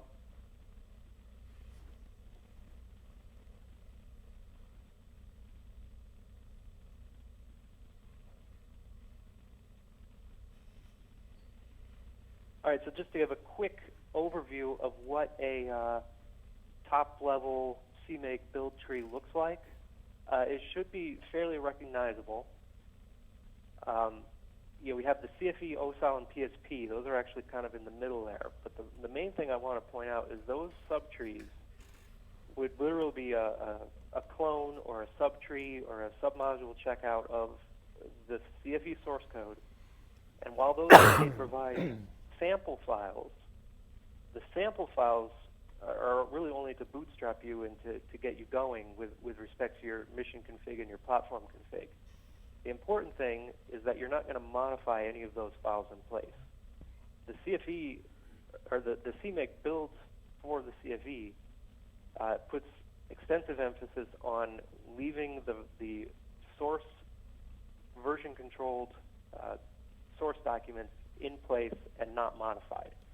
So you retain full compatibility going forward. The problem is if you have to tune any mission config or platform config files and you tune them in their original locations, you're essentially forking the code, and when the next version comes out of any of these components, you're now on the hook to do a manual merge between your modifications and the original version. And obviously, if the original version is also updated, you're going to run into potential merge conflicts, and it tends to get a lot more complicated and a lot more manually involved. So by keeping the source code pristine, you should avoid any such merge issues going forward. And of course, you can diff if you happen to make your patches. If you find a bug and you make any local modifications, those diffs will work. So you could submit patches to the upstream, whatever group is managing that application that you're using. You should retain full compatibility. And all of your local mission configuration would be in a separate directory. In this case, it's the sample defs directory, such that it can be version controlled in your own repository, but it wouldn't interfere with your upstream subtrees or your subtrees that match to upstream projects. And the final thing to point out here is that the build directory contains no handwritten files. So that is 100% generated. It does not need to be version controlled. So when this is put into a version control system, the build directory is not included. The entire build directory is created when you run the build script. Next slide.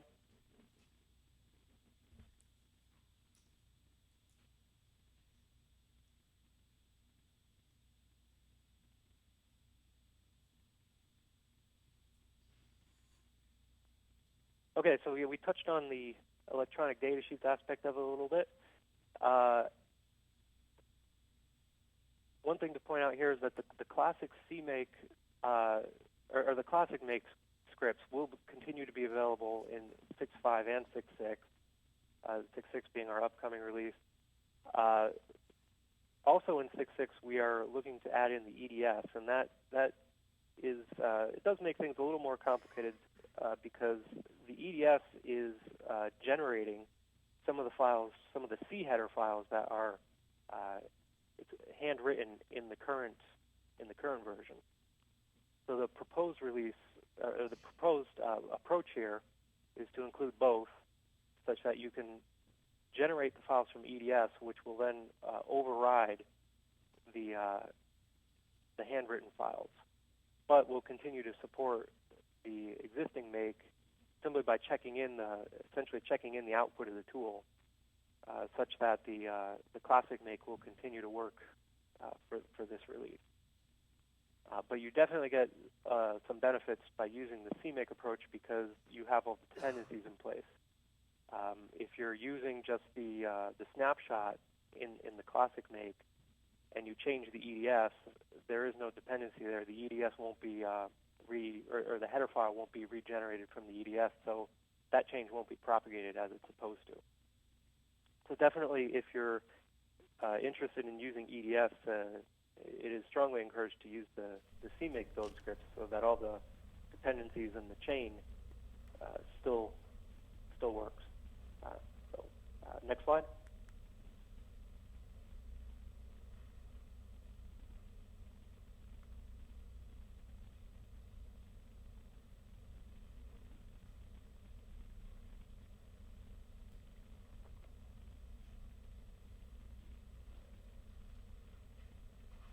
Okay, so yeah, integrating the EDS with the CMake. So as part of the electronic data sheets, you can specify all of your APIDs for your various subsystems in an electronic data sheet. So for every app, you can associate an APID with it, and that's all done through the electronic data sheet XML schema. These are mission-wide, so that every CPU, every application sees the same numbers. And the dependency, again, is all generated by the CMake. When you run the CMake tool, it builds all those dependencies into the make files. And all of the actual C header files that applications can include are generated by the tools. The tools can also output any number of other formats based on the same input. So the EDS file is intended to be kind of this baseline authoritative definition of your data structures, and from that you can derive any other format of your choice. So all of the tools today are generating a C header file. It is fairly extensible, so you can generate any other output as needed. So ITOS files, assist, the Cosmos, XPCE. There's ongoing efforts to extend these tools to have other format outputs as well. And the other, pretty much anything that you need to apply at the mission level or even at the platform level can be defined in these files. And the other note here is the performance IDs. So that those can also be defined in an EDS and therefore shared among the ground and the flight code, as well as all the applications. Next slide. Is that the end, or is there more? I think that's it. Yeah. Okay. So any well, questions for Joe? Of course, he won't hear that question for 30 seconds. Yeah. I've actually got one question. Joe, this is Dave McComas Goddard. Hi. Hi. That was quick. That's this it. mic has. Oh, that's on the. And it's actually for both you and Jonathan. So is there an effort to standardize the packet names for CCSDS packets in EDS? I mean, you can use EDS, it's just a dialog. What do you mean packet name? Well, not packet, I'm sorry, packet fields. So a standard CCSDS Oh, packet, is there? It's already laid out that way. That's There's laid already out, a so- CCSDS.xml EDS. Okay, and that's part of the standard from the CDS Yeah. world, CCSDS world, or? Yeah, well, right. Okay. But it's our EDS version of that. It's just how the fields are laid out. Okay. And is that Yeah, something, there's well, a- that's what I'm getting at, is so the root of all our ITOS assistant Cosmos, they all have the same field name because we've standardized upstream all the. Yeah, there's That's a good point. And so I want to get to the more general point. Well, maybe we'll delay that till we talk about EDSs in general. Okay. But it's like the EDS is the software version of the world, the flight software version of it. It can be imported into many other things, but there will be some conversions. Flight software doesn't have a concept of a mnemonic. We got Right. these long names, right? Flight software names. The mapping of a mnemonic to that flight software name is a ground system mission thing because they don't like our names. And they make up their own names. You know, this value for this voltage has some very specific meaning, and meaning in the power subsystem guys will come up with a. So there's a lot of stuff like that that gets folded in there. So the assumption is there would be an associated XML file, EDS thing that can be ingested into tool chains, and then do these kinds of mapping. Some of those are going to be mission specific. Some of the CCD tool, JSC's tool would probably be able to do those conversions. Take the EDS, do whatever magic it is to output what they need. I don't think we need to standardize that because missions like to play that game. I would think for the primary header. For a primary header, the names, I don't know that CCSDS actually has, like the APID is a field. So, and I think in those cases, Joe can answer this, is whether we follow that same naming convention from the actual spec. That's the root of your question. Right. I would hope so. If not, we can make it so, because there's no reason not to. I was going to point out two features of the EDS that help us out here. First of all, it's namespaces. So the electronic data sheet format has an architecture that allows you to put your own stuff in your own namespace, so that things won't conflict, even if you happen to choose the same name. The other thing is, for any field, you can add a custom semantics tag on it that can describe things like usages and units and all sorts of additional details that help keep, because nobody's going to agree on the same names for everything. We've had that problem. It's very difficult to get everyone to agree to call something by the same name across the board.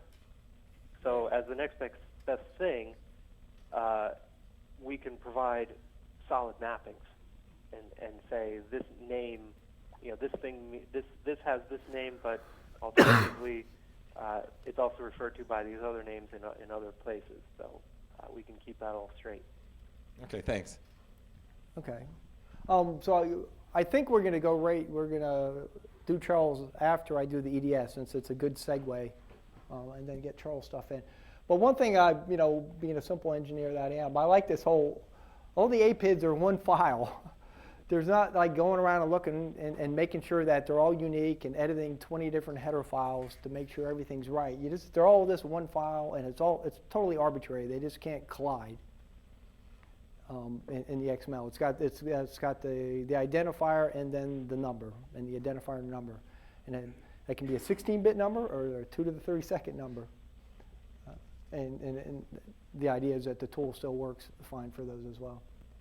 But it makes it easy to deploy, and that's why it'd be nice for the performance IDs as well, because they have to be globally unique or system-wide unique. And managing those is a similar problem. Make sure there's no collisions. And that's all manual now, except for maybe with the CCD. Yeah, some tools. The tool will tell you if you have a collision in your app IDs. Oh, so that's already built into the tool to guarantee that. Because bad things happen when they collide, and you build the system and you wonder what's going on. Okay, Joey, you can stay online, and maybe if some EDS questions come up, since you're one of the authors of our tools, that would be good. Yep, I'll stay on. So we introduced this concept last time, and we've matured it considerably since then. So I just want a quick refresher on the definition. So electronic data sheets are a machine-readable definition of software component or hardware device interface specification. And they're different than an ICD is because this defines what the device or software can do. It's not how you're going to use it or what parameters you're using. Because a lot of devices have a lot more things that actually get used for your mission, or even software component. There may be some debug packets or something like that. They're all captured in EDS, but not necessarily how you're going to use them, or what are the limits for your system. Those kind of things which are in EDS may get changed for a mission. For NASA, we've focused on the software interfaces.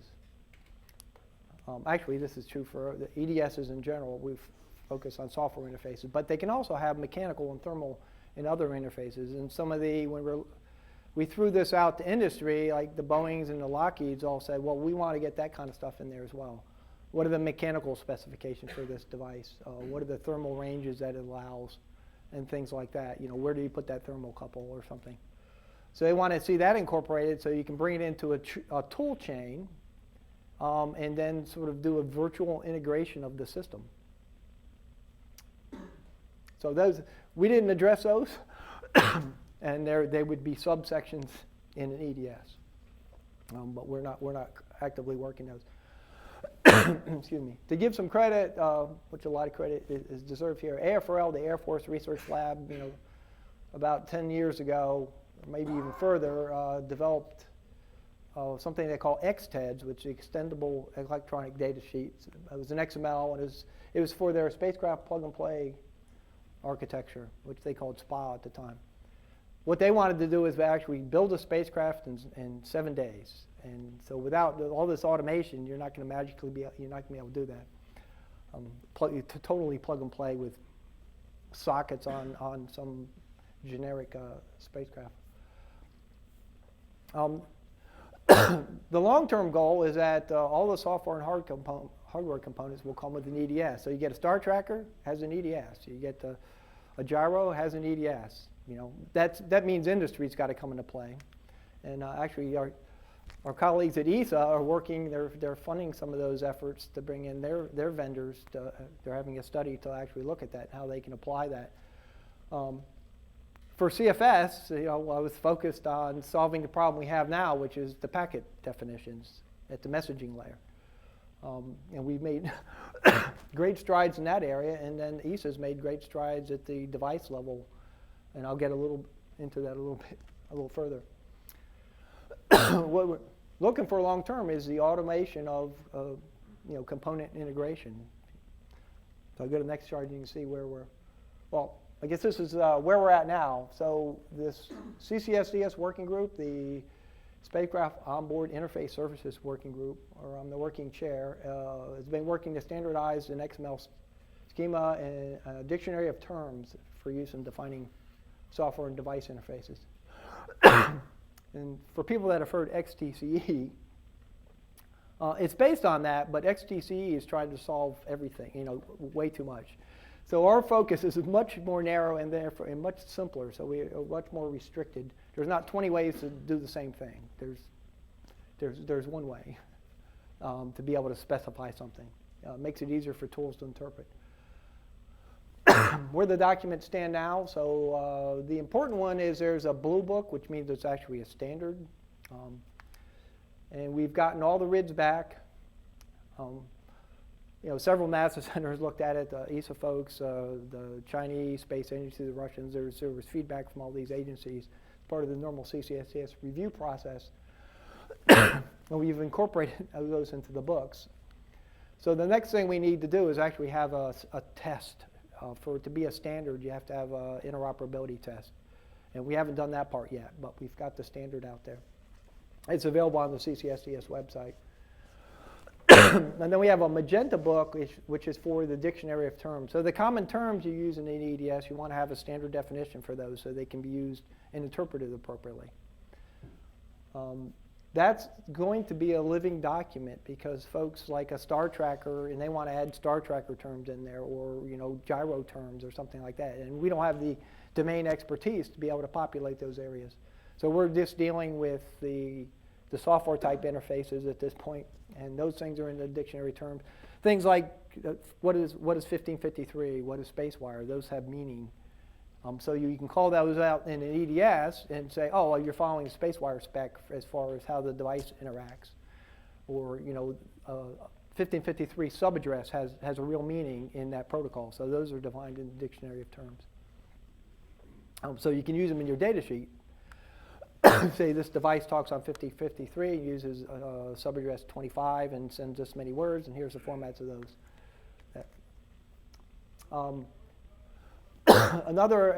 There's a green book, which is this, how do you use this, the data sheets, the dictionary of terms, and overview and rationale.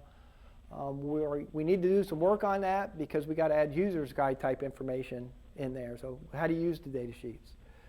That seems to be lacking at this point. We have what we intended, but we want to bring up actual real use cases. I don't show them here, but there's two other books, which are orange books in CCSDS terms, which are just informational. The Chinese Space Agency has created one that brings in these terms and shows how they apply it to their architecture. And I'm supposed to be working, it's been approved, but I just get the time to do one for CFS. So how do we apply data sheets to CFS? Which is sort of very helpful from a user's guide perspective. So here's the big picture of what you're trying to do with an EDS. So software components and device components, you can bring the data sheets into designer tools. You can generate flight software components. You can generate model interfaces. For test and simulation, you can generate test code. and build simulators based on EDS. EDSs have state machines associated with it. You send a command to it, and you expect some sort of response back, and those things can be encoded into the EDS. So you can actually get a functional level interface and auto-generate that from an EDS. Nobody's built that tool yet, but it's an area that we intend in the future, because it's very powerful to be able to drive your tool chains with this definition of what your interfaces are. Ground systems, things that it's kind of obvious, this ground system databases and ops procedures and those kind of things can be driven from EDS. If the EDS has a state machine, you can drive a ops procedure from that. Send this command, you expect this kind of response with this kind of timing associated with it. And what do you do in a failure case and those kind of things. So, this is sort of the grand scheme, but this is all the places you can go with it. We've done a couple of them, and what Joe Hickey was talking about earlier with the CMake, we've done the flight software component part. ESA's done the flight software component part at the device level, and I'll talk a little bit about that. They actually took a electronic data sheet from one of the vendors that does a Jenna star tracker. And I'll get into a little bit more details a little later, and auto-generated the code to interface to that. That's pretty powerful.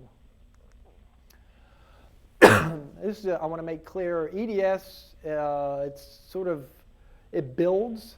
If you get a star tracker and it has an EDS, it doesn't necessarily tell you what your software message is going to be. So your software message, which may have other information like what's this temperature sensor that somebody glued to the side of your star tracker say, so it's all in one packet.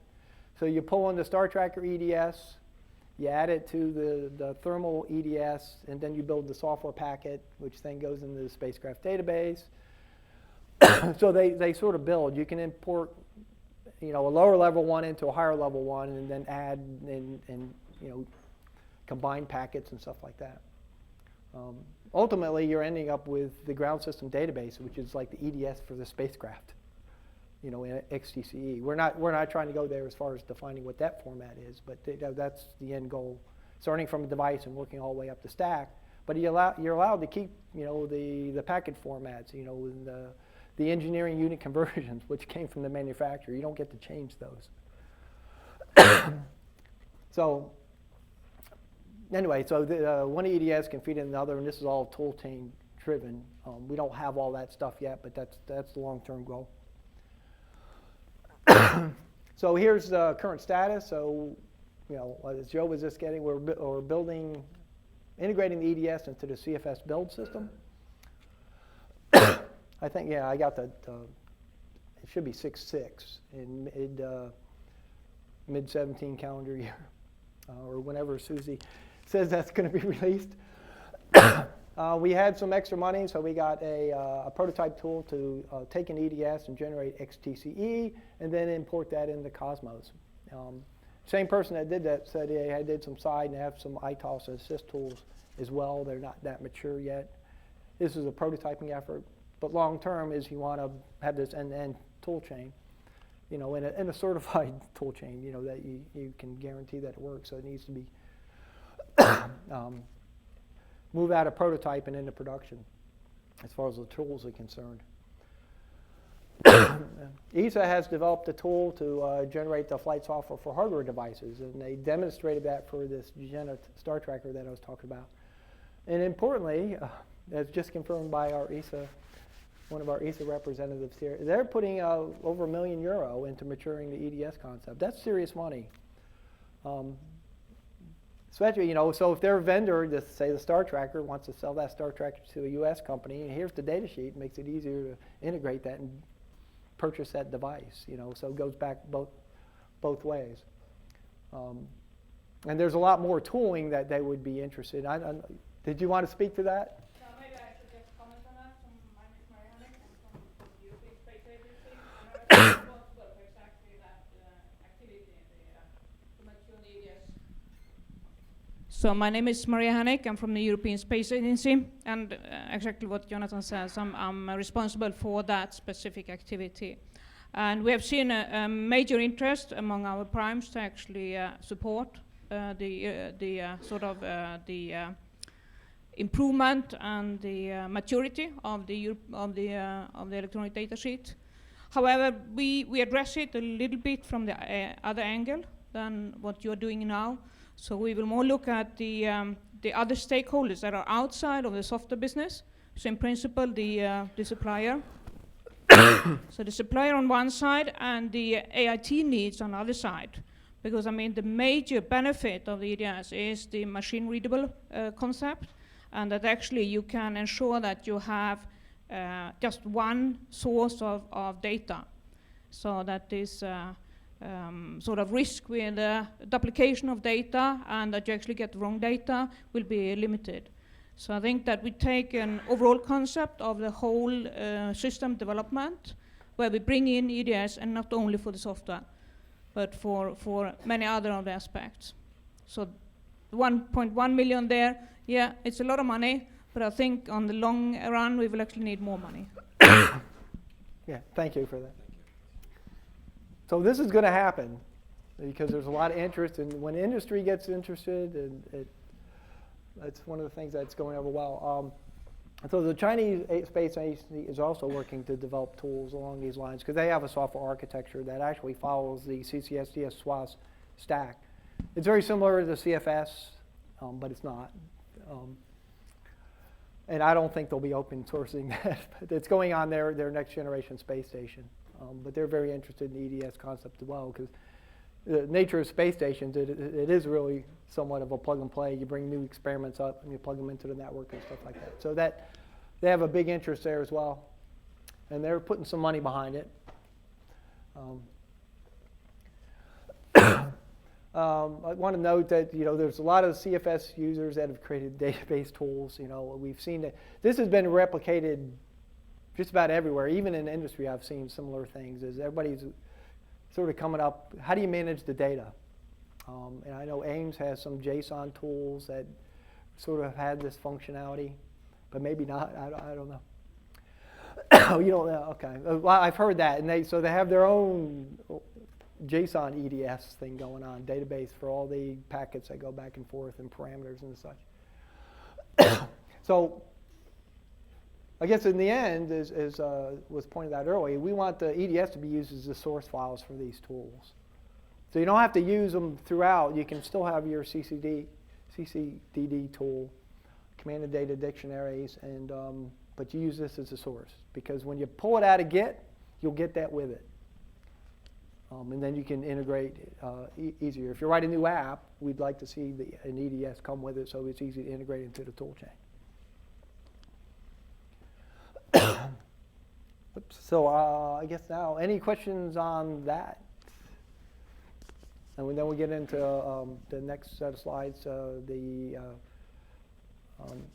unit test framework, Charles Zogby. Good. Thanks, Jonathan. Wait, did you have a question? Thanks, Joe. Oh, yes, thanks, Joe. No problem. Thank you.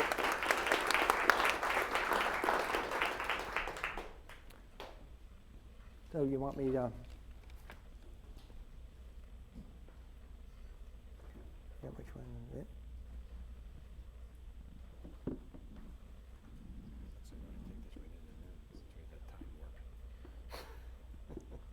Yeah. Well, you can find it.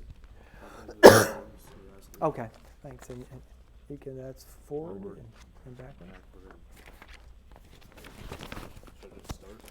Well, as soon as you get this. Where does this go? Yeah, you can just pin it up. Sorry, it's going to have to go there. That's what Dave. Show warning color. Does it need to be in the middle? Or? No, it's fairly omnidirectional.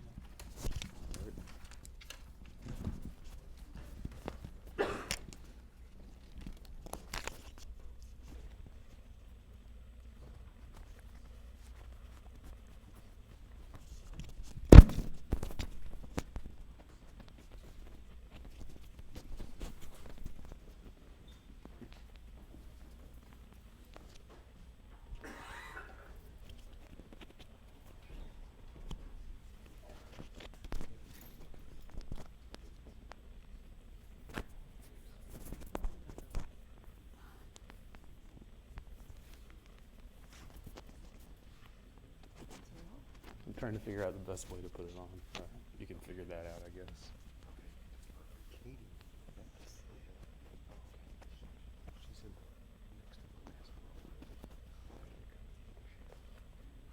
Thanks.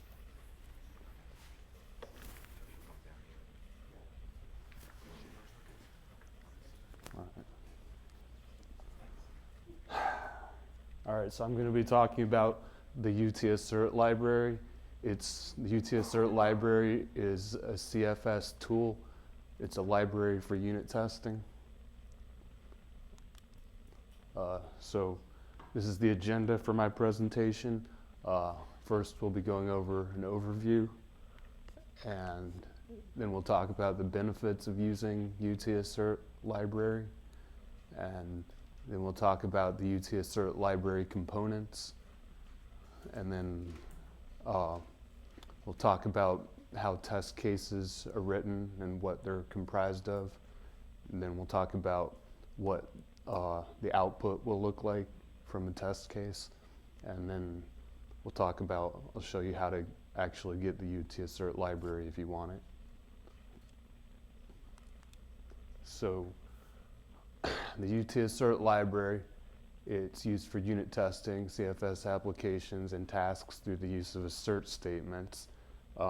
If you're not familiar with what an assert statement is, it's just a line of code that generates a message. It tells you if something is true or not. So each test case is self-verifying in the UTSCert library rather than needing to be manually verified after running. So somebody was talking before about some previous thing we were using.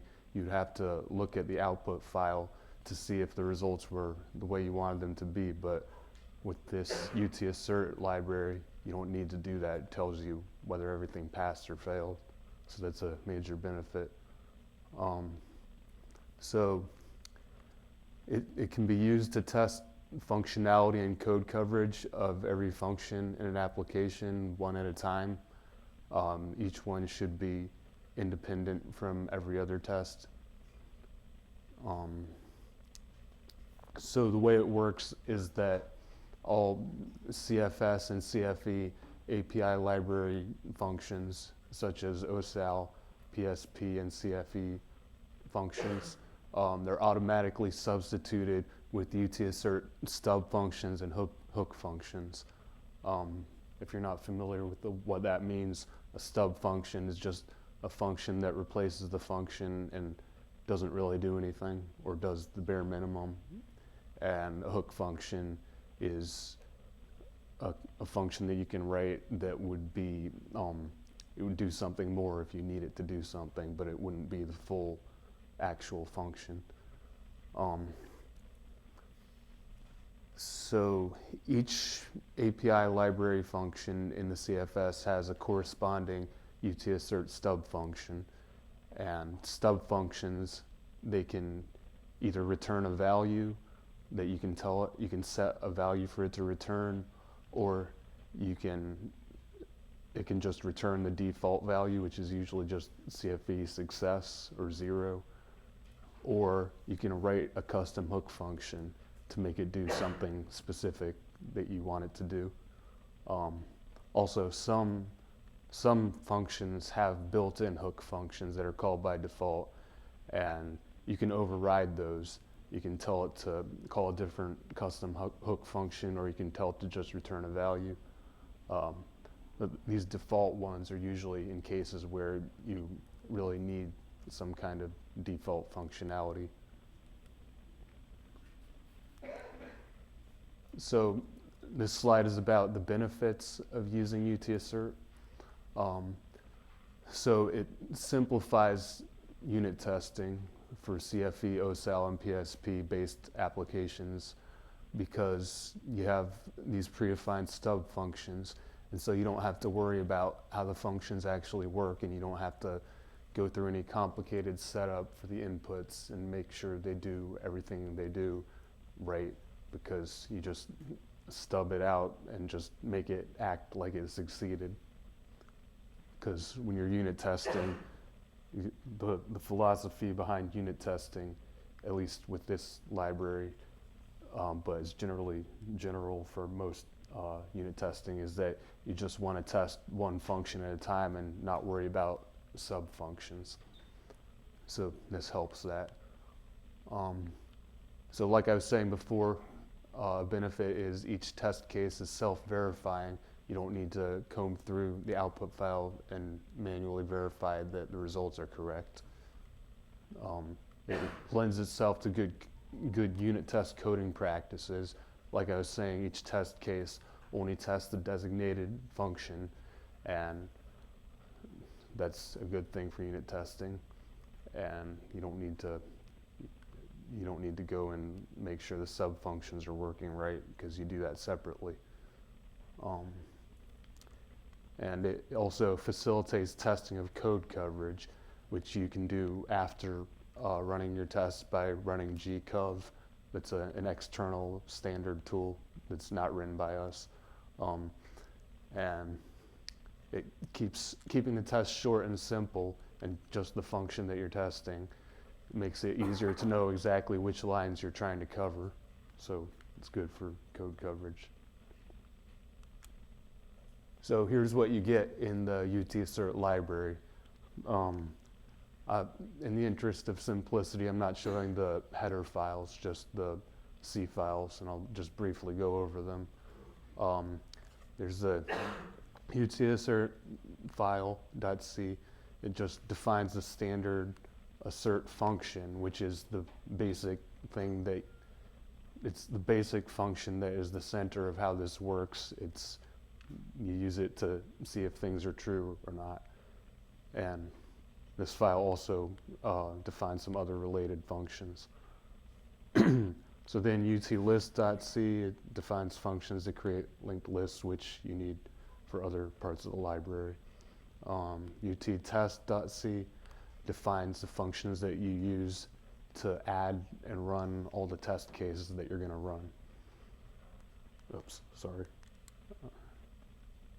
uttools.c defines some other miscellaneous functions that are useful, but not always necessary for unit testing. Then there are a whole bunch of files for each CFS and OSAL and PSP component. There is a corresponding stubs file and a hooks file. So the stubs file defines all the stub functions. And then the hooks files, not every corresponding file has a hooks file, only the ones that need default hook functions. So not every CFV, PSP, or OSAL function needs a default hook. So if there's an entire file in their library that doesn't need any default hooks, then it's not going to have a hooks file. So this slide is about test cases. The user writes them. It tests a single condition, branch of code, etc., using the assert statements that we were talking about. You write it to test the functionality and code coverage of each function in an application, and only one at a time. And yeah, like I've said several times already, you don't want to test the sub-functions. You just test the one function that you're testing one at a time. So here's a general flow chart of how a particular individual test case will work and how you set it up and what its components are. So you have a generic setup function to initialize it.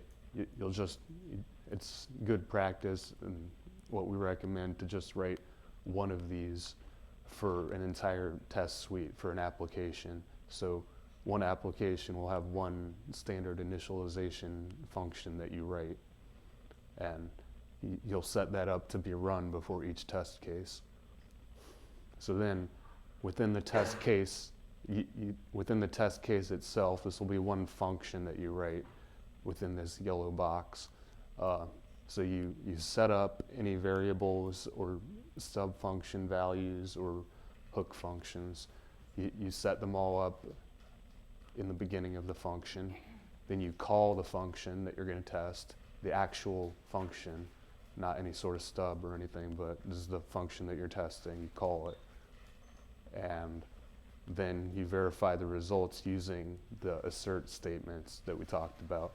So you'll call a bunch of UT assert, you'll write a bunch of UT assert statements verifying things that would be modified by the function. And then there's also the ability to write a similar thing to this generic setup function, but a teardown function. And in practice, I've never had to use that, but it's there in case you need it. So here's, this has animation on it. So this is an example. The next slide is an example of what you see here. It'll be an example of this box right here. So you'll see the setup, the execution, and the verification. So just to comment on teardown, if you were driving a hardware that had hardware registers and things like that, that's where you would use a lot. yeah, that could be useful for that. Though it could also be in the setup to initialize it back to 0. So yeah, exactly. Yeah. But I'm sure there's some case where you would need it. Yeah, so here's you write a function name. In this case, it's the name of the function you're testing, test, then a name descriptive of this particular thing that you're testing.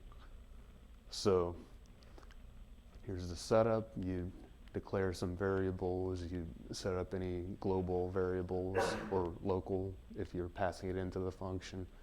And you set up any hook functions or return codes for the stub functions. And the setup could get pretty long, but this is just an example.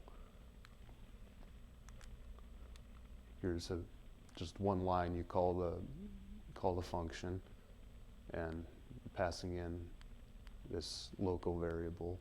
You could also use some global variables. So then you verify the results right here. Here's the UT assert statement, which is, well, this is sort of the UT assert statement. This is actually a macro. I won't really get into that, but this is basically the UT assert statement that is the basis of the entire library. This is a particular version of that function. And in practice, this is usually the only one you really need. The only version of the UT assert statement is UT assert true. I've never had to use any of the other variations. So you call that, and what it's doing here is it's checking a condition. It's down here is an easier one to look at. This is checking that this global data, global variable equals an expected value. Then you always have to, right after that, give it something that it'll display as the name of the test or the name of the condition on the terminal in the output. So in the output, you'll see this, and it'll tell you whether it's true, whether it passed or failed. So, and then it's generally good practice at the end to verify the number of events that you got is what you expected. So, yeah. Here's an example of some output that you would see on the terminal after running a test suite of UT assert, and also after running gcov down here. So you get line by line coverage in the gcov down here. You can see the percents and the number of lines for each file that you're testing. And up here, this is the results of running the tests. So it'll show you the name of a particular function, a test function that you wrote, and it'll show you each of the assert statements, whether they passed or failed. So it would be like, this is the function name, and then each of these assert statements, you'd see. pass or fail for each one of those. And then down here, it creates a summary, how many tests, how many assert statements you've run, how many passed, how many failed. And it's that simple. Can I interrupt you for a second? Sure. Sorry, I don't know where the thing is. So I just wanted to note, on your coverage below, I know you've mentioned the line coverage, but we use this tool for the Class A work, and we found out that GCOV, with the right settings, can actually give you the information needed to tell you about the full branch coverage as well. So you can see which branches were executed, and you can also tell if every permutation of the conditions in the branches were executed. So that's one thing that we discovered, and that's why we added many more tests. Yeah, So that's I just wanted to note that you can configure it, and with a combination of this UT Assert tool and GCOV, you can get not MCDC, but at least all the full conditions and branches. So and is that something that's required for Class A certification? It's not necessarily written to be required, but if you do it, it really holds a lot of, it really tends to instill a lot of confidence. So it makes it Class A plus. Well, yeah, they don't even say for Class A you have to have 100%. But I think the question nowadays is more like, if you don't, why not? So if you can, then you should. So I think that's sort of the de facto guideline. So follow that up. So when we check our components in CFS, we want to do what you just said. So you have minimal work. We will be. Thank you. Sorry. That's right. Wait, so when you said it gets all the possible branches, it shows you whether you got all the branches. Does it actually like go into the detail of like, for example, every way to get into a branch? Like if there's multiple ways to set a condition, does it check to see if you did every possible way to meet that condition? Well, yeah, so let's say you have two variables, right? An OR statement. There's 4 ways to get down in. It will tell, it will allow you to tell if all 4 of those ways have been tried. So what if this is an issue we've been thinking about recently with some of the tests I've been writing. What if there's like a whole bunch of ways where you could set, like, say there's like a result variable that functions that you call set to pass or not pass, and there are a whole bunch of ways for it to become fail, and like there are a bunch of different branches where you could go into them and set that to fail, or other branches, and that could set it to fail, and then down below it checks whether it passed or failed. Would it check to see if you did each one of those possible ways to get into that lower branch?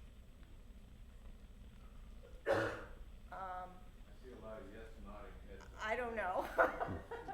I'm not sure if I'm following, but If you set your test correctly, you can get there, yes. With GCOV? But you gotta keep your test focused to count on what you want it to count on. and if anybody wants, I have a presentation that summarizes how you set up GCOV to give you that data, because it's not intuitive. You have to set a -b, and you have to compile a certain way, and then you can get, and even then the output isn't clear, but we figured out how to decipher it. So I think that's That important.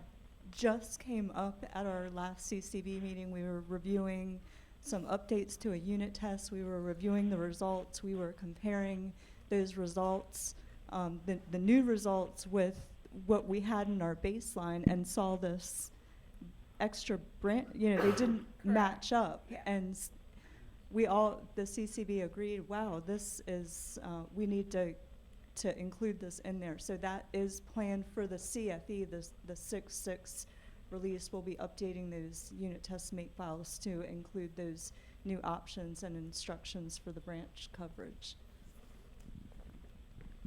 Yeah, I just wanted just a comment. For a lot of you here, Class A and Class B don't necessarily relate to what you're doing, but remember, we're trying to answer the question, how risky is it to use this code I didn't write kind of question, whether it's open source or somebody else's code. And I'm still trying to solve it's almost like TRL levels that we're dealing with here. And the more we can do with static checking and the unit tests, et cetera, it's simply, whether it's Class B or Class A, we'll have to deal with that. But what it's doing is trying to reduce that risk so you can make a decision to use the code.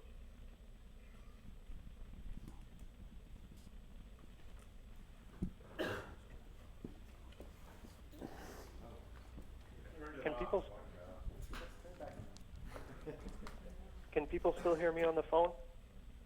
We can hear you. Yes. Okay, I had one thing I wanted to bring up regarding the UT Assert. I guess it's mostly for informational purposes. I mean, we like the UT Assert on the CFE side. I think it fits really nicely into the testing environment that we're using, and it's nice to have one framework to do all these tests. But one issue that we ran into is that because all of the stubs and hooks are included with UT Assert itself, that as, say, the upstream module evolves, it may get out of sync with the stubs and hooks that are within UT Assert. Yeah, that's true. So one thing that we did is to actually split those out. So you have UT Assert as just the basic framework, and then the stubs and hooks in the application that they're actually stubbing out. So it's kind of an extension of the whole thing I talked about on the CMake presentation, where you want to have all the apps be self-contained so that you pull down this module and you can just use it. It's nice to also have the UT Assert stubs and hooks with that app, just like everything else.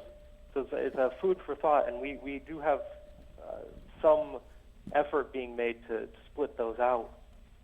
So I just wanted to make everyone aware of that. The framework works really nicely, but we did have this kind of more I guess I'd call it a management issue. So basically, you make it so that whenever you update the CFS or the OSAL or the PSP, you have to also update the stubs and hooks rather than just like hoping that somebody will also update the UT Assert library. Right, because the problem is if you have the UT Assert coming from this common UT Assert source, and you have stubs for, say, ES functions or SB functions, all these applications, but separately, the ES and SB are getting contributions made from other sources. They could very easily get out of sync. Yeah. And we've actually experienced that. So it's nice to have the stubs, the stubs that they're stubbing out get shipped with the real version. Yeah, it makes sense. So UT Assert is really the framework, and the stubs and hooks can move with their associated applications. And the nice thing about it is, with that model, you can extend this to cover every application in existence.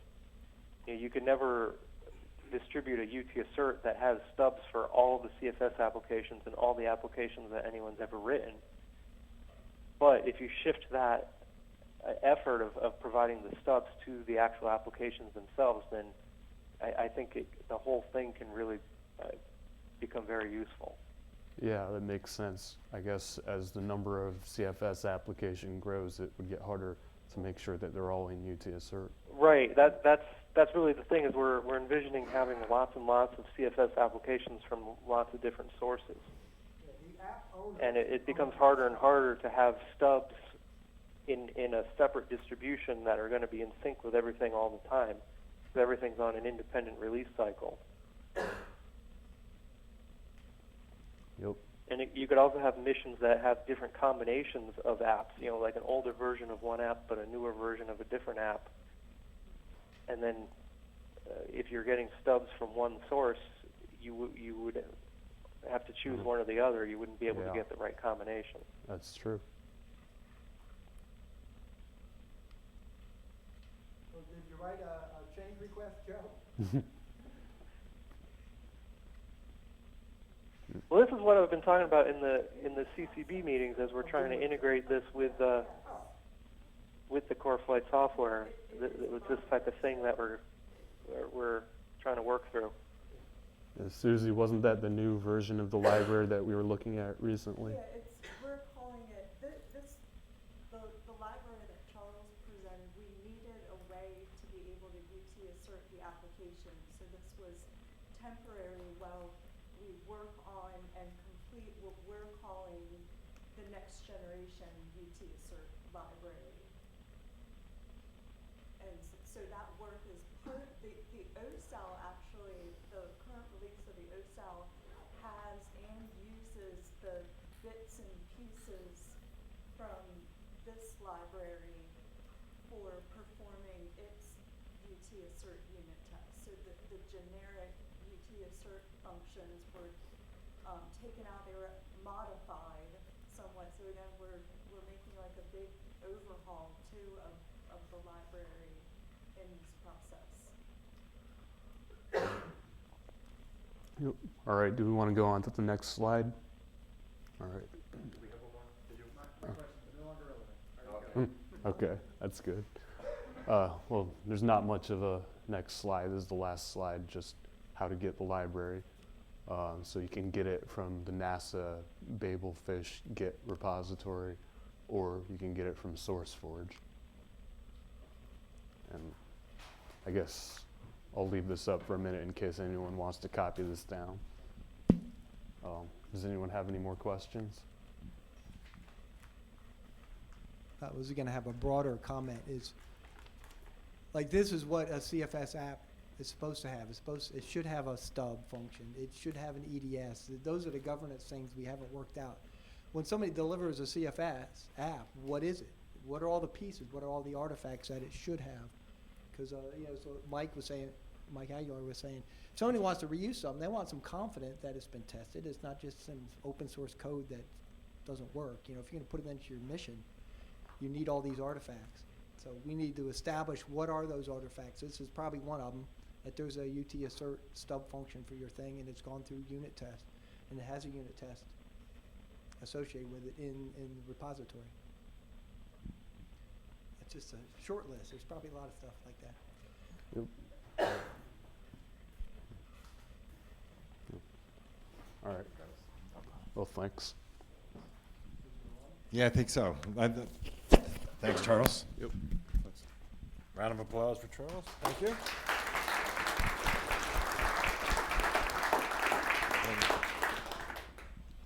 Okay. I'll just hold it.